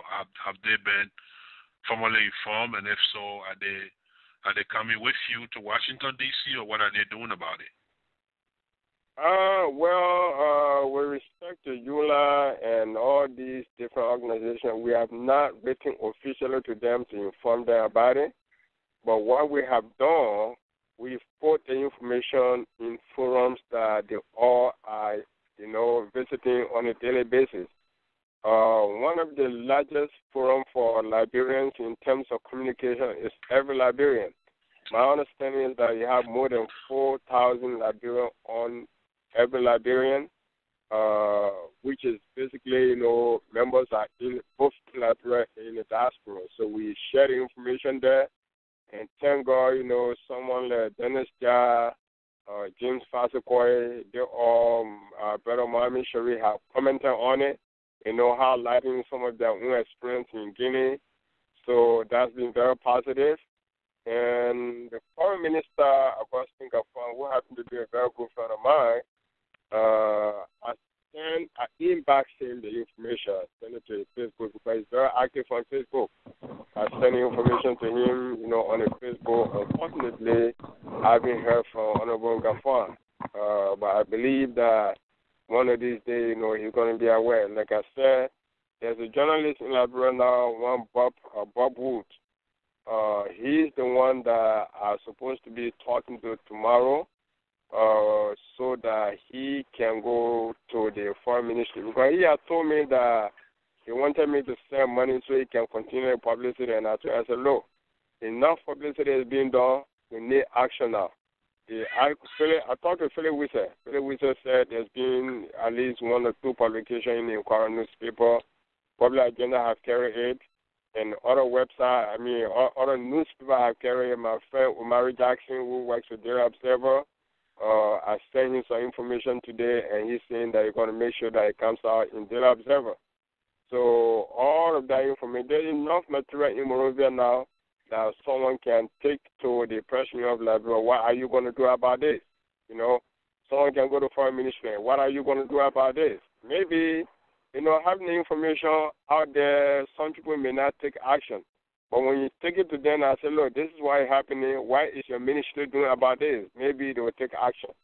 So I believe that Bob Wood, when I talk to him tomorrow morning, these are some of the things that he is going to do because he happens to be a very personal friend of Mark too, and he and I have been talking. Yeah, so that's where we are now with respect to Mark Jabata issue and the effort we are making. Thank you for that information. But personally, I don't think there's anything wrong with, formally writing some major Liberian organization to formally bring them on board, whether it's ULA, FEMUSA, or any number of organizations. It's one thing to see on the listserv. That's mere awareness, and altogether a different thing to formally request for people participation in your struggle. At least that's my opinion. But let's take another caller here. We don't have much time left. Mr. Busa Willie, I believe from Philadelphia area. Mr. Willie, welcome to the Liberian Diaspora Forum. Your question, comment, or concern for Mr. Konneh. Mr. Kumar, thank you very much. Nvasekie, I want to say thank you for coming on the show tonight. For those of the callers that were wondering, because I'm on the marketing committee of the Land of the Father book, if you want to know about the book, somebody asked the question what the book is about, they haven't read it yet, you can go to the Nvasekie Konneh Facebook blog. There's a review of the book there. And also, if you go to Limani, you tap in the search button, you will see the review. And if you also go to Amazon.com, if you search for the book, there's a layer reviewed about the book before you can even see the price and other stuff. So that is just that. Second thing I want to talk about is that, Nvasekie, you went to Liberia recently, and you won yourself one of the largest constituencies. The group that came to your book launching. I want to believe you have email addresses and phone numbers of those individuals. Use that block to create awareness for Mike Jabata. And another person that we could use as an asset is Ali Sila. I'm not in Liberia, but you went to Liberia. There's few guys around there that we can talk to. Fortunately for us right now, we have the president of the Marginal Caucus within the U.S., Nvasekie Konneh. If you're going to school, I talk to him almost every day. So if we can set up a meeting with him and discuss it with him, the next thing he's going to tell you is, let me forward it to Ali Sila and Lucini Bidete. So once Lucini Bidete and Ali Sila discuss that and it has their blessing, Ali Sila has access to a radio station that he sits on every day. He runs that radio station. He runs the radio station. So it's like, in terms of awareness, he can use that radio station to create awareness. And he also has access to all the radio stations. So I would just join Brother Kroma and Asumana Javate to reinforce their suggestion that we try to look for constituency, because the advocacy with individuals, sometimes people think, you know what, it's a one-man fight. But let the advocacy begin with constituency. Then the issue of interest will come in. All right, you know what, the Maneo Congress is involved. I'm from this political party. Let me support this process because that's a voting block. I think I need that voting block 2014 or 2017. It's about interest right now. The next thing I want to talk about is the issue of critiquing your book. I really appreciate it when you came out publicly to challenge the community to critique your book. And that is the reason why today some people will not come out openly to say it, but there are people hesitant to support this advocacy to get Mike Javate free. And the reason is very simple. Mike Javate was not an entertaining journalist. He was an investigative journalist. So he was reporting what he was investigating. And some of those investigations were not going down well with even people from within the community. Granted that maybe he was doing it in good faith, but people want the stories to be in their favor. So what we need was to sensitize the community that he was doing his job, and that's what his job dictates for him to do. So I can admit, people will not come out openly to tell you there are people who hesitant to jump in the process because they believe that all the stories were not in their favor. But again, it can't be with you. It can't be you every time. Right now, your book created an era where I think Alaji Kroma had a problem with. But then the reality will have to be told, not because it's Alaji Kroma that you talk about in certain portion of your book. That's historical. It's informative. So since it is historical and it's informative, you have to say it. Not because it is Alaji Kroma, you should bury it. So we don't have enough time. I just want to, again, reinforce your statement and the statement of Mr. Kroma and Rana Javate that we need to get everybody involved and we need to own the process. Owning the process meaning putting in time, energy, and money. Again, Mr. Kroma, I want to thank you for inviting Nvasekie on the program and creating the awareness. Thank you very much. Thank you. Thank you, Mr. Wole. And Brother Musa Wole, thank you so much for everything you've done. You know, it's actually this book project that brought Musa Wole and I together. I know we've seen each other. We had some admiration for each other. But when we came out with the first publicity about this book, Musa Wole told me, Brother Nvasekie, what you think I can do in this thing? You know, and I said, well, when the right time comes, I'll invite you to do whatever you can. So if you see the book Facebook page today, it was set up by Brother Musa Wole, and he's been with us. And I can tell you now, our next book promotional tour is going to be in Atlanta, Georgia. We are working on that. Very soon we're going to be making that announcement. And with respect to inviting or writing other organizations, definitely it's a must. I will take all of that suggestion from Mr. Kuma, from Mr. Randolph, and from yourself. Tomorrow visit to the embassy, it's just going to be a feasibility study in the meantime. So if myself and Joseph Mohammed, and maybe if we got one or two other persons added to us, if we do go there, present the evidence that we have to say this brother has nothing to do with the situation in Guinea, you know, we will see what the reaction from the embassy is going to be to us and the effort other people are making in different places, in different situations. hopefully by the end of the week, we should be able to see some fruition from all of those activities. And if it becomes necessary that we must write everyone, maybe come for some kind of, whatever we decide to do, then we're going to do that. But Tuesday visit is going to be like we just can't sit down supine. We got to do something. So even if the mass movement is not created to go there on Tuesday, the few of us that will have the time to go there, we will lay the groundwork for whatever that's going to happen in the future. And thank you guys all so much for expressing interest in helping to get our brothers out of jail. Thank you. Thank you.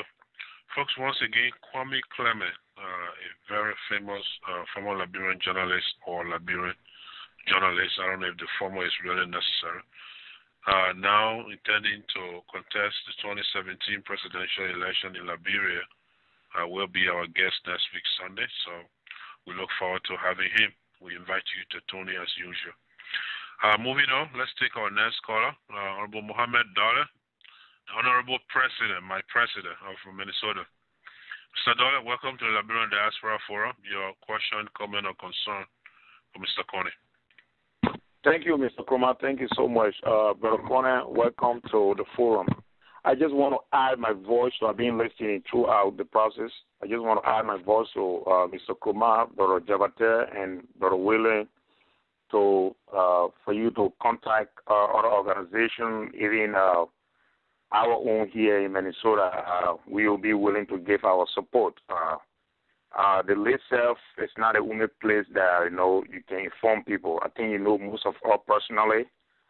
Anything that we can do from our end for the brother to be released, we will give our full and cooperation to you. I just wanted to say that for the record. Thank you. Thank you, Mr. Dollar. Thank you, Brother Dollar. Thank you so much. So I like that. This is always the case when you get like a few minutes left to the end of the show, then questions start to pile up. 2843, 2843. Would you please state your name, where you're calling from, and your question for Mr. Konneh? 2843. Yeah, this is Ansmanam Keita from Minnesota, Austin, Minnesota. Yes. Mr. Keita, welcome to the show. Yeah, Mr. Konneh, thank you so much for your effort you've been doing. It motivates some of us. To think about what you're supposed to do as a person that go to school or that really not want to go to school. Actually, I'm very, very happy I was part of your board launching in Minnesota. But I was sorry for bringing you back. I was not part of the beginning of the show due to certain personal schedule. Actually, I really want to know certain part of story based on Mark Jabate. I don't know much about it. I just heard about people on Facebook. Mark Jabate was arrested in Syracuse due to misunderstanding conflict in Syracuse. So I just want you to summarize it for me. I know the time is not in my favor, but actually I don't know what happened, so I can be able to explain to someone in a logical way, but not by they say. Okay. Yeah, as I said earlier. Mr. Konneh, hold on here. Mr. Keita, are you done? Yep. Okay, thank you. Yeah, go ahead, Mr. Konneh. All right. Thank you, Brother Keita. As I said earlier, Mark went to Guinea to sympathize with some family members. And since the war in Liberia, our family members are in Guinea, are in Ivory Coast. All of them have not gone back to Liberia. So one of his aunts died, and he had gone there to speak to the family members as a word of sympathy. Then, unfortunately, he entered Guinea at a time when this situation was going on. All right. So I guess, what I know now and what he knows now, he should have just told people, no, I'm only here to sympathize with my aunt that passed away, and I have nothing to do with this. But I guess he thought that by presenting his journalistic credential from Liberia, which is basically an ID, and that was not the right thing to do. That's why he was arrested, and, he's been expecting that we are here, because when they put you in jail, no matter how powerful you are, you are no longer powerful until someone in the outside can speak on your behalf. And that's what we are doing, seeking, your assistance everywhere you can help the situation so that the brother can be released and he can go back to Liberia to continue his normal activity. Because he left his wife and mother and sisters, brothers in Monrovia. Mike is one person that I know cares deeply about his mother. He cares deeply about his mother. So he is the one responsible for feeding his mother, for taking care of his wife. He's a very hard-working man. Taking care of his wife, taking care of his mother, make sure when the rice is finished in the mother house, Mike would do everything to carry back the rice to his mother. Because he tells me every day that every time he goes to the mosque, and he heard people talking, the imam talking, respect your mother. And I know, when I'm in Monrovia, a lot of people complain about Mike. Oh, Mike is this, Mike is that. But I don't judge Mike on what people say. I judge Mike on something. Like, for example, when radio talk show is going on, Mike called the radio show to defend our people. Mike stood up for Nvasekie Konneh. Mike has a very strong relationship with Alhaji Kuma. And I remember during the campaign in 2010, 2011, when I used to be a strong support, I was a chairman for Honorable Nvasekie Konneh. When Mike used to be on Alhaji's side, people would tell me, oh, you supporting Nvasekie Konneh? Mike is supporting Alhaji, but you got work together. I said, yeah, politics doesn't affect my relationship with Mike Jabate, He can be with Alhaji, I'll be with Nvasekie Konneh, and we'll still move together. And there's not everybody going to like you. Some of the things I do, some of the things I say, some people may not like it. But there's something good in the worst of a man. There's something bad in the best of a man. And you have to appreciate people for different things. And that's what happened to the brother, and that's why we're out here talking on his behalf, So thank you so much. I hope that satisfies your question.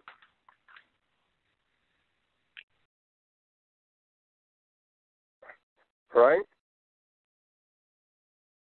Nvasekie, I got you. Thank you, Nvasekie. Thank you. All right, we'll take the next caller here. 6929. Your name, where you calling from, and your question for Mr. Konneh. My name is Larry Konneh. Mr. Konneh, how are you doing? I'm doing good. I think I'm one of those people who bought a copy of your book in Philadelphia. Okay. Yeah, and I franked it to you the other day that I needed to read a revised copy of your book. Okay. Yeah. Now, my question here is this. How will your book add to the social construct of living in unity in Liberia? From the belief that many Liberians do not take interest in reading. People in Monrovia go up and down looking for food. They don't have time to read. So how would the book really add on to the social construct that you're trying to portray? Living in unity and ethnic groups in Liberia is the best way to power. How would that book contribute? Right now, people usually say Liberians are not interested in reading.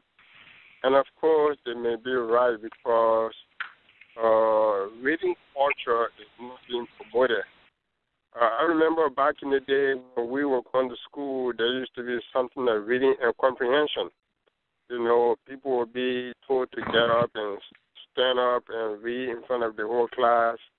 Whether you read correctly or not, you'll be corrected. Today, unfortunately, you have students graduating from high school. They may not be able to read even at 9th grade level. That is an unfortunate thing. But again, what we have done with this book, book is not going to walk out of wherever it is to your hands. You have to promote a book one way or the other to create that interest in a book. Okay? Like here in America, let's say a book goes through the normal traditional publishing route. After the major publishing company published the book, what they do is they're going to spend enough money to promote the book in various publications, whether it's newspaper, radio, or magazine. They create interest.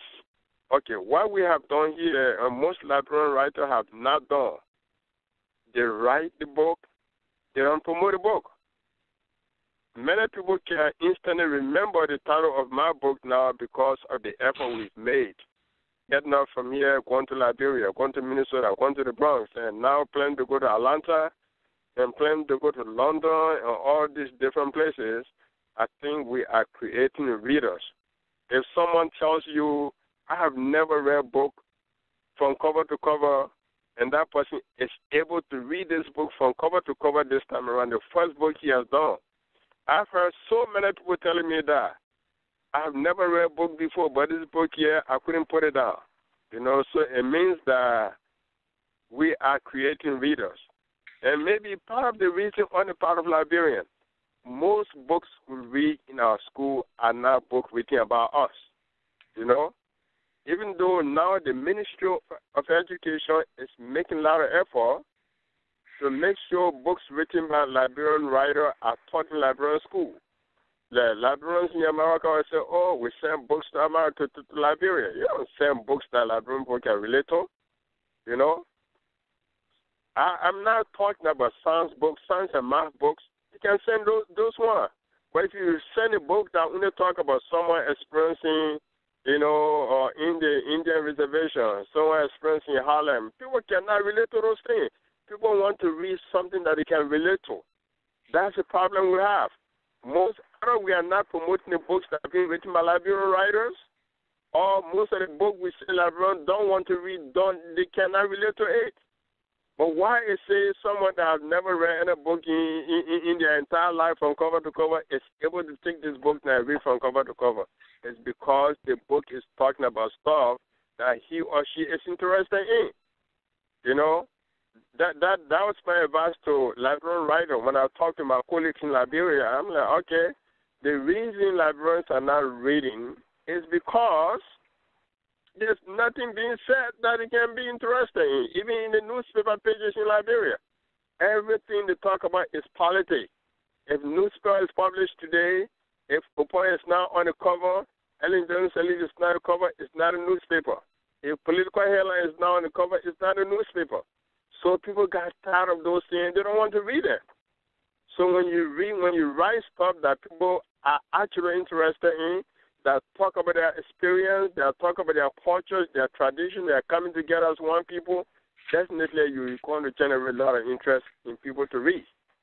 That's my answer to that question, my brother. Thank you. Thank you, Mr. Konneh. Unfortunately, I'm going to take my last caller for the night. We are a little over time here, so I'll take Mr. Randolph Jabata. It's past 10 o'clock, and I assume it's past 11 o'clock on the East Coast. We've been here since 8 o'clock, so I'll take my follow-up question, comment, or concern from Mr. Randolph Jabata, and then after that, I will return the floor to our guest so he can begin his closing remark.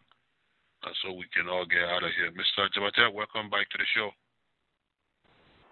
Mr. Konneh, I heard that you're going back to Washington, D.C., and I'm saying going back to Washington, D.C., and that means that you have gone on several occasions. But here is... No, not on the back issue. This will be the wait. I agree with you, but my issue is something, but I want to take you away a little bit.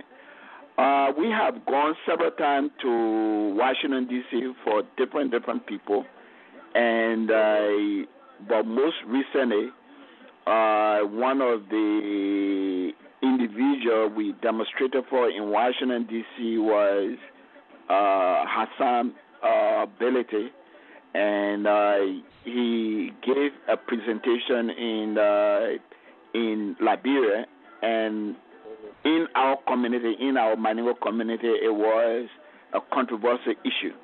Can you give me some highlight? Because somebody just texted me and asked me a question. Why are you not asking Mr. Konneh about his buddy that you guys demonstrated for in Washington, D.C., Hassan Belete? What did you hear and what is the controversy? Okay. With respect to, thank you so much for bringing the Hassan Belete issue up here. Hassan Belete is one journalist that stepped up when Sidiki Traoré, myself, left from Liberia. He stepped up as a journalist and he worked very hard and he became a very prominent figure within the Liberian journalistic circle. He got in trouble with the then Liberian President Charles Taylor, and as we all know now, he became a high-profile prisoner under Mr. Taylor. And for that, many of us, including you, they traveled to Washington, D.C. to demonstrate on his behalf. And someone like Aloysius Stowe braved the situation in Monrovia to demonstrate for Mr. Belete as well. I remember that time when Taylor used to say, if your mind didn't burn you right, get on the street, I know what I'm going to do to you. So it was under such a challenging condition that someone like Aloysius Stowe in Monrovia could step in that situation, and he was, promptly arrested and put in jail. But then Hassan Belete, given all the effort that we made, demonstration in Washington, D.C., it became a cult celebrity, around the world. And one of the few times that Mr. Taylor let someone out of jail and said, I don't want to see him here, the United States government was willing to airlift Hassan Belete from Liberia to Ghana, and later on he came to America here. He was here for a few years, but he's been working with a lot of international human rights organizations regarding the war crime issue in Liberia.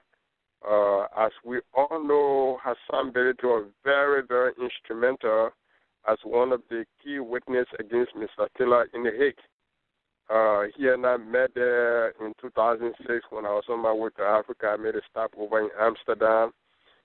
He was there at the time serving as a witness against Mr. Taylor. All right.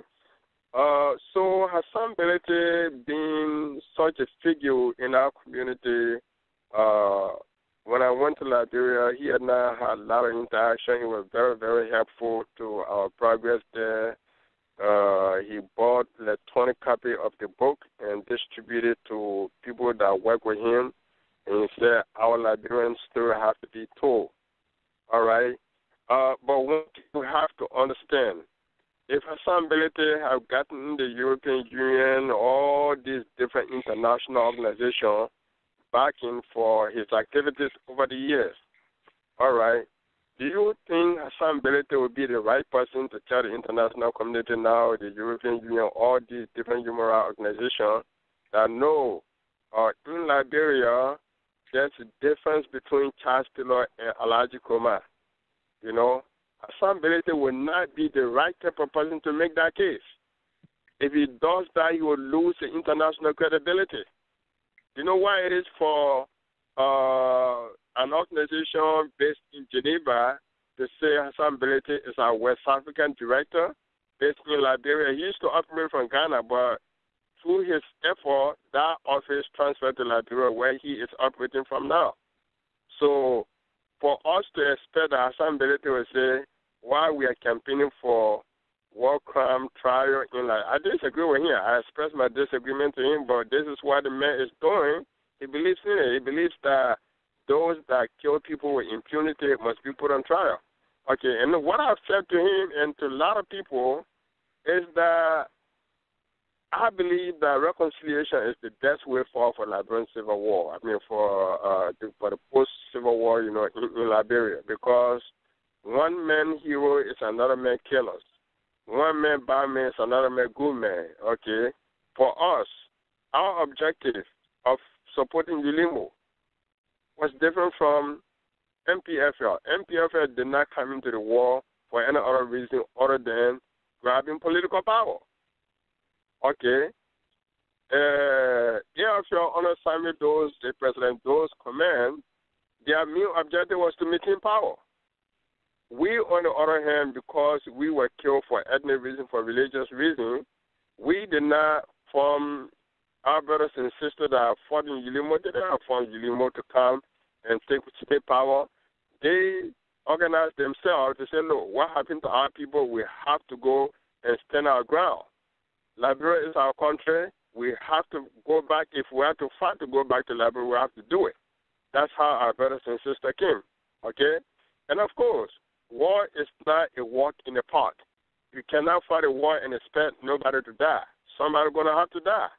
You know, there's collateral damage in war. Some of us have been in the military before. These are all things you learn when you go through boot camp, when you go through all these different training. War is it's a necessary evil at some point. Something you don't want to do, but you're forced to do it. You know, that's what I told Hassan. But I do understand the moral dilemma Hassan Benitez finds himself in. And I also have said, if a war contract comes to Liberia, we know the genuine reason that motivates our people to fight. If I have to face a trial, of course, I'm not in a position to face any trial because I did not lead any group. But if you believe in the cause for which you have to fight, you have to be able to defend our cause. If it comes to court, that you have to go to court to defend our cause, you got to go to court to defend it. You know, one of the bravest person in Liberia that appeared before the TRC is Boima Family. If you listen to Boima Family in front of TRC, he said he did not regret anything he did in stopping dictatorship in Liberia. Everything he did, he's proud of it. He talked about how he fought when he incarcerated. You know? So what about if it comes down to that? Why about Elijah saying, I do not regret anything because I did it for the right reason? If you have to go to jail for that, so what? You know you're going to, if you, Nelson Mandela was in jail for 27 years. And many times when he and other anti-apartheid leaders were in jail, people told them, you know, Nelson Mandela, you can compromise, you can free you. And Nelson Mandela said, no, I am not going to compromise. If you're going to keep me in jail for 20 years for as long as you can, go ahead and do it. But I'm not going to leave jail uncompromised. Compromise my principle. So I don't think our people should get angry with Hassan Benitez for advocating for something that the international community have put their credibility in him.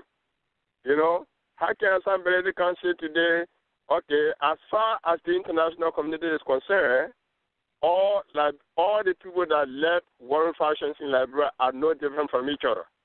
That's what they are saying. So if whatever forum that is created that will give you an opportunity to say, look, even though this guy fought for so and so reason, this is the reason we fought for, don't we want an opportunity like that? So I understand Hassan Benitez's situation to be that way. This guy is working for international organizations that are responsible for tracking people that actually committed murder during the war, you know. And I respect him for his work. And, of course, I expressed my disagreement with him. I told him, I said, Liberian Civil War is not, the post-war Liberia is not going to be reconciled. If you talk about war crime, I believe we should reconcile our people. But I know the TRC people politicize the whole thing. That's why all the noise we hear right now. But I'm not sure that the war crime things they are talking about is going to come to Liberia, because Liberian people are willing to reconcile their differences than they say we're going to put people on trial. Because right now, in the situation where we have one man bad man, another person good man, as far as Madinga people concerned, Elijah Kumar is a hero, whether we agree or not. We may have our disagreement on him. Elijah Kumar is a hero.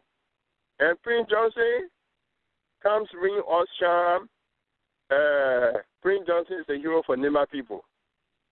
And can you tell us now, Roosevelt Johnson, George Bulley, that should be demonized? Crown people don't think so. So when you have a situation like that, it's very, very difficult to bring war crime trial.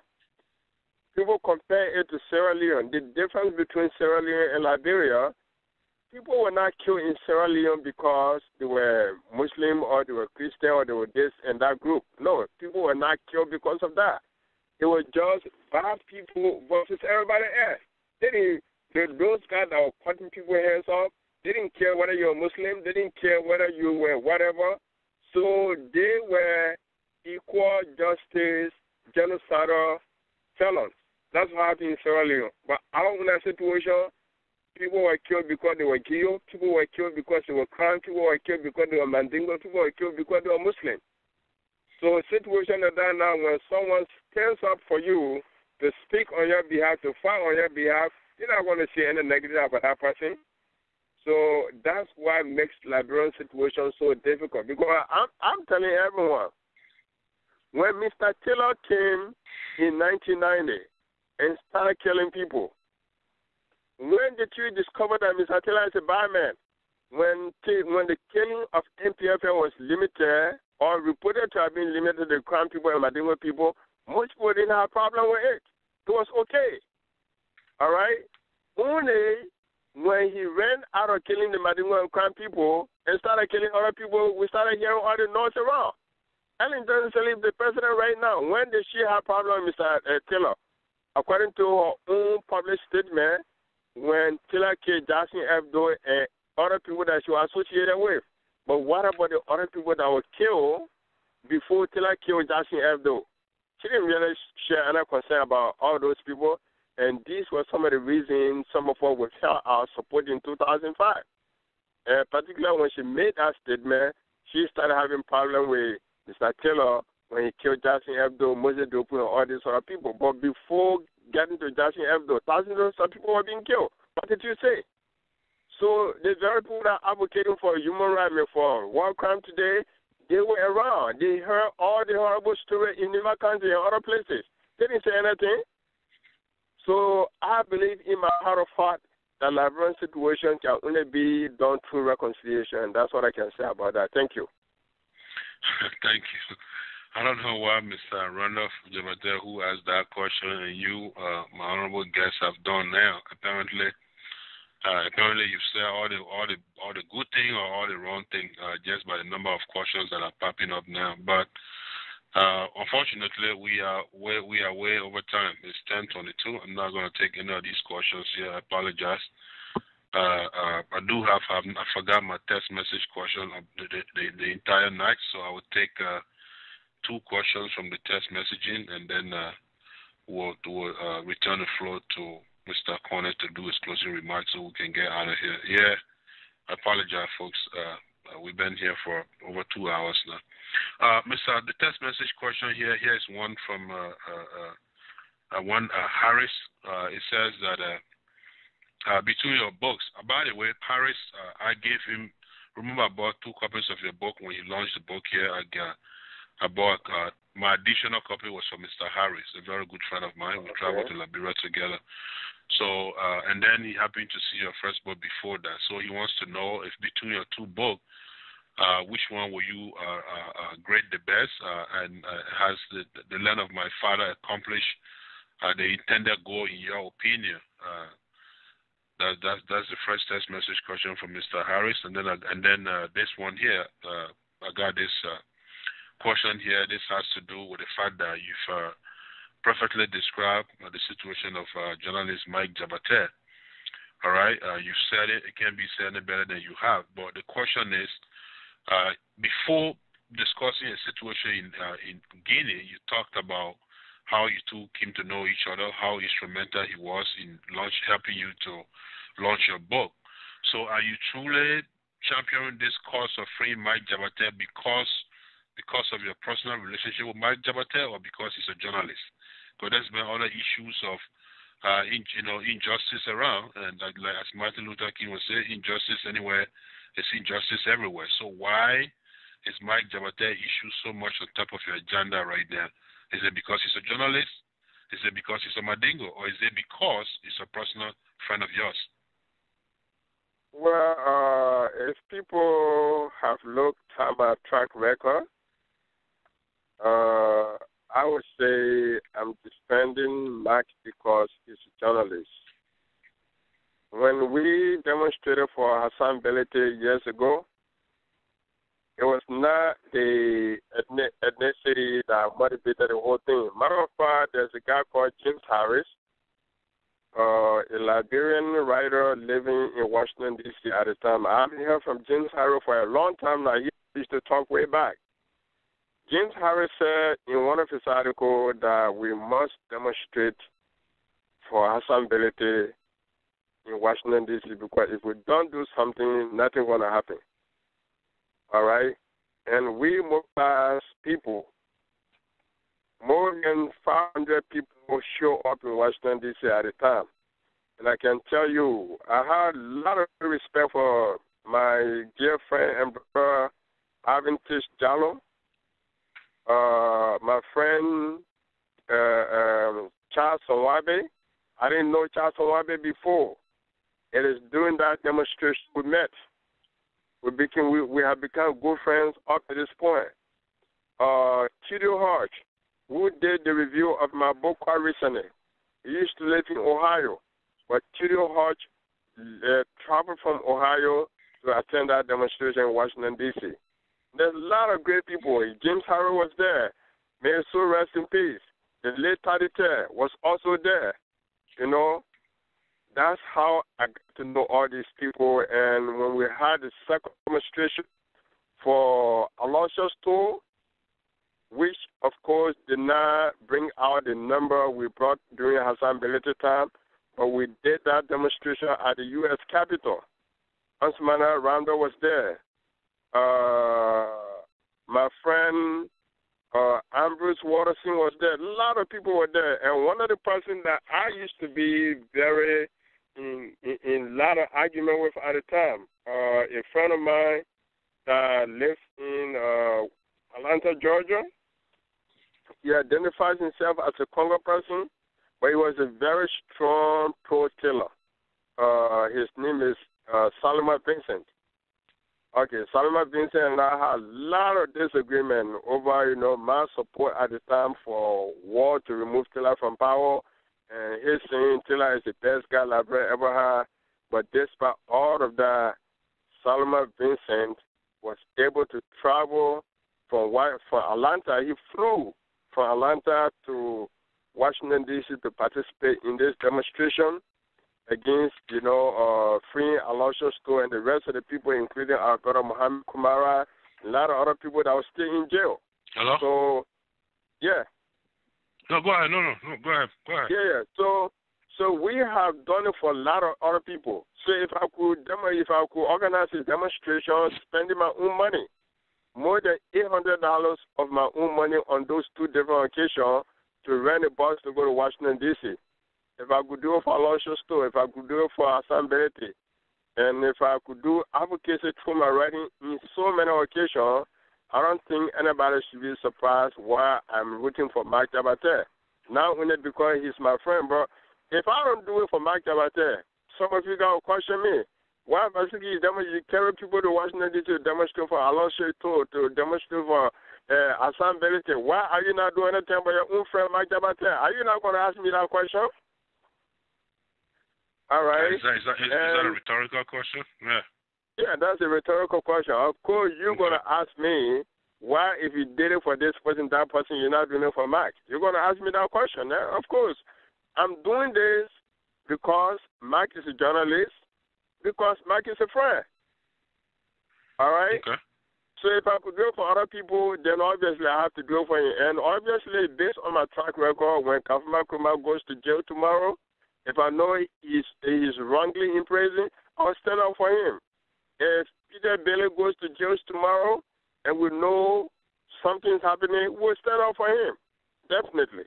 And with respect to my two books, Going to War for America, which is a book of poetry, and this one, a memoir, all the books are in two different categories. Poetry, I know a lot of people are not great fan of poetry.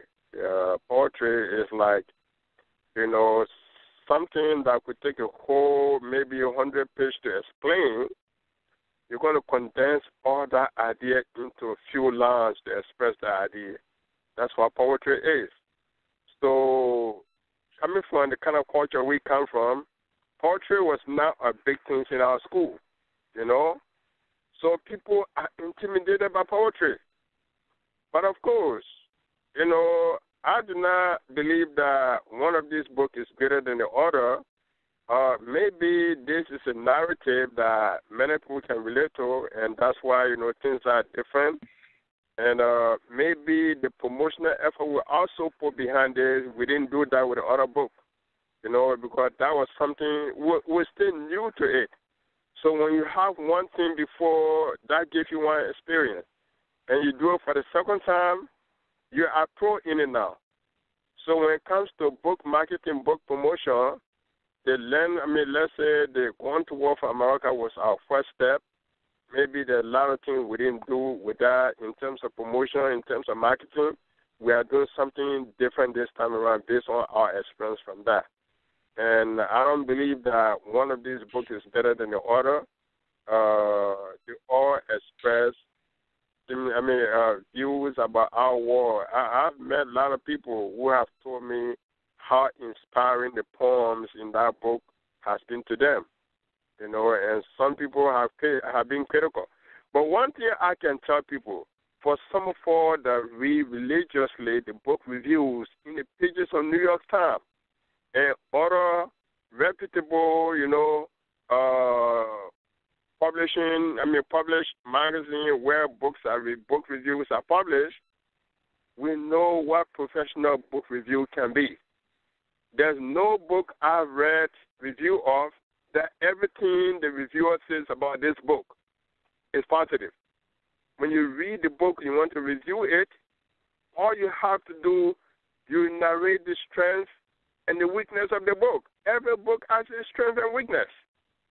So for any writer to write a book and expect that everybody's going to say everything positive about it, you'll be misleading yourself. And I can give you two different examples. The last book Chinua Achebe wrote, There Was a Country. It's a memoir. As well known as Chinua Achebe is known for, as a father of African literature, I read a review. I read more than 10 different reviews of that particular book.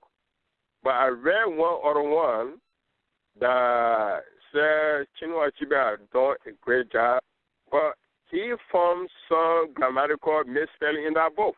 That person emphasized on that, And you wouldn't expect that a book written by Chinua Achebe, there should be any mistake in there. But someone is able to point some mistake out there in that book. All right? And another great Nigerian writer, African writer, Wole Soyinka. He's the first African to win Nobel Prize. Okay? One of his recent books, I read a review of that book in the New York Times. I read a lot of reviews of it too, because I always like to read different reviews to compare notes, what the other person said, what the other person said. But one person that was very, very brutal against Soyinka, he poked a lot of holes in that particular book on different levels. Someone's like, he's like, Wole Soyinka right above the limit of his readers. Sometimes you read his book, you can't even have any understanding. I've never heard anybody taking on that kind of challenge with people like Wole Soyinka. All right? So if people like that can be challenged with their work, so what about we that are just trying to step up? So I would expect if you do a correct job, before someone was very critical, derogatory about my first book, you say, oh, okay, you said Going to War for America, you're talking about Gilgan in Petro. And I said, okay, the book of poetry, one poem in the book can be the title of a book. That particular title, the poem does not have to say everything about the book. That has been some of the criticism I've heard from people. But as a writer, I take that criticism and I say, okay, that's what people say. All right? If I say if there was no poem in the book making reference to my experience in the U.S. Navy, then, of course, I'll be wrong. But if I say going to war for America, there's a poem in the book that explains how I left from Liberia and why are some of the things that motivated me to join the Navy, to be stationed on the ship. And like I said, a single poem can condense ideas that could be expressed in 300 pages novel. Okay? So that's my view about my books, my 2 books that have been published so far, and how I feel about them. I feel like both of them are 2 different genres of literature. They are all in different categories, and we should respect them for that. Okay. Thank you. Thank you. Thank you so much. And as I said, the only thing that's left here is for you to do your closing remark. But I do, once again, my public confession, as I said earlier, other than textbook, I have never read a book completely in recent time. Besides your book, I did so not because you asked me to. I know you asked me to read it many times, but once I got started, it was hard to stop. I was eager to get to the next page, the next chapter, and like you rightly stated, because I could relate to it. There were things that I could relate to. So with that said, I've cleared my question line, and we are heading towards the end. The only other questions, the only other line that I will be glad to open will be people who have pledges to make with regard to Mike Jabate issue. So I've cleared all my questions. I'm sorry, I don't have any more time for questions. But if you wish to make a pledge to the Mike Jabate cause, please, by all means, dial *61 again, and I'll gladly open your line so you can make your public pledge here. Otherwise, I will return the floor to Mr. Konneh so he can make his closing remark, and then we'll find other ways and other means, just as President Dollar said, communicate with our chapter leaders and various organizations so we can go through that ways of raising funds.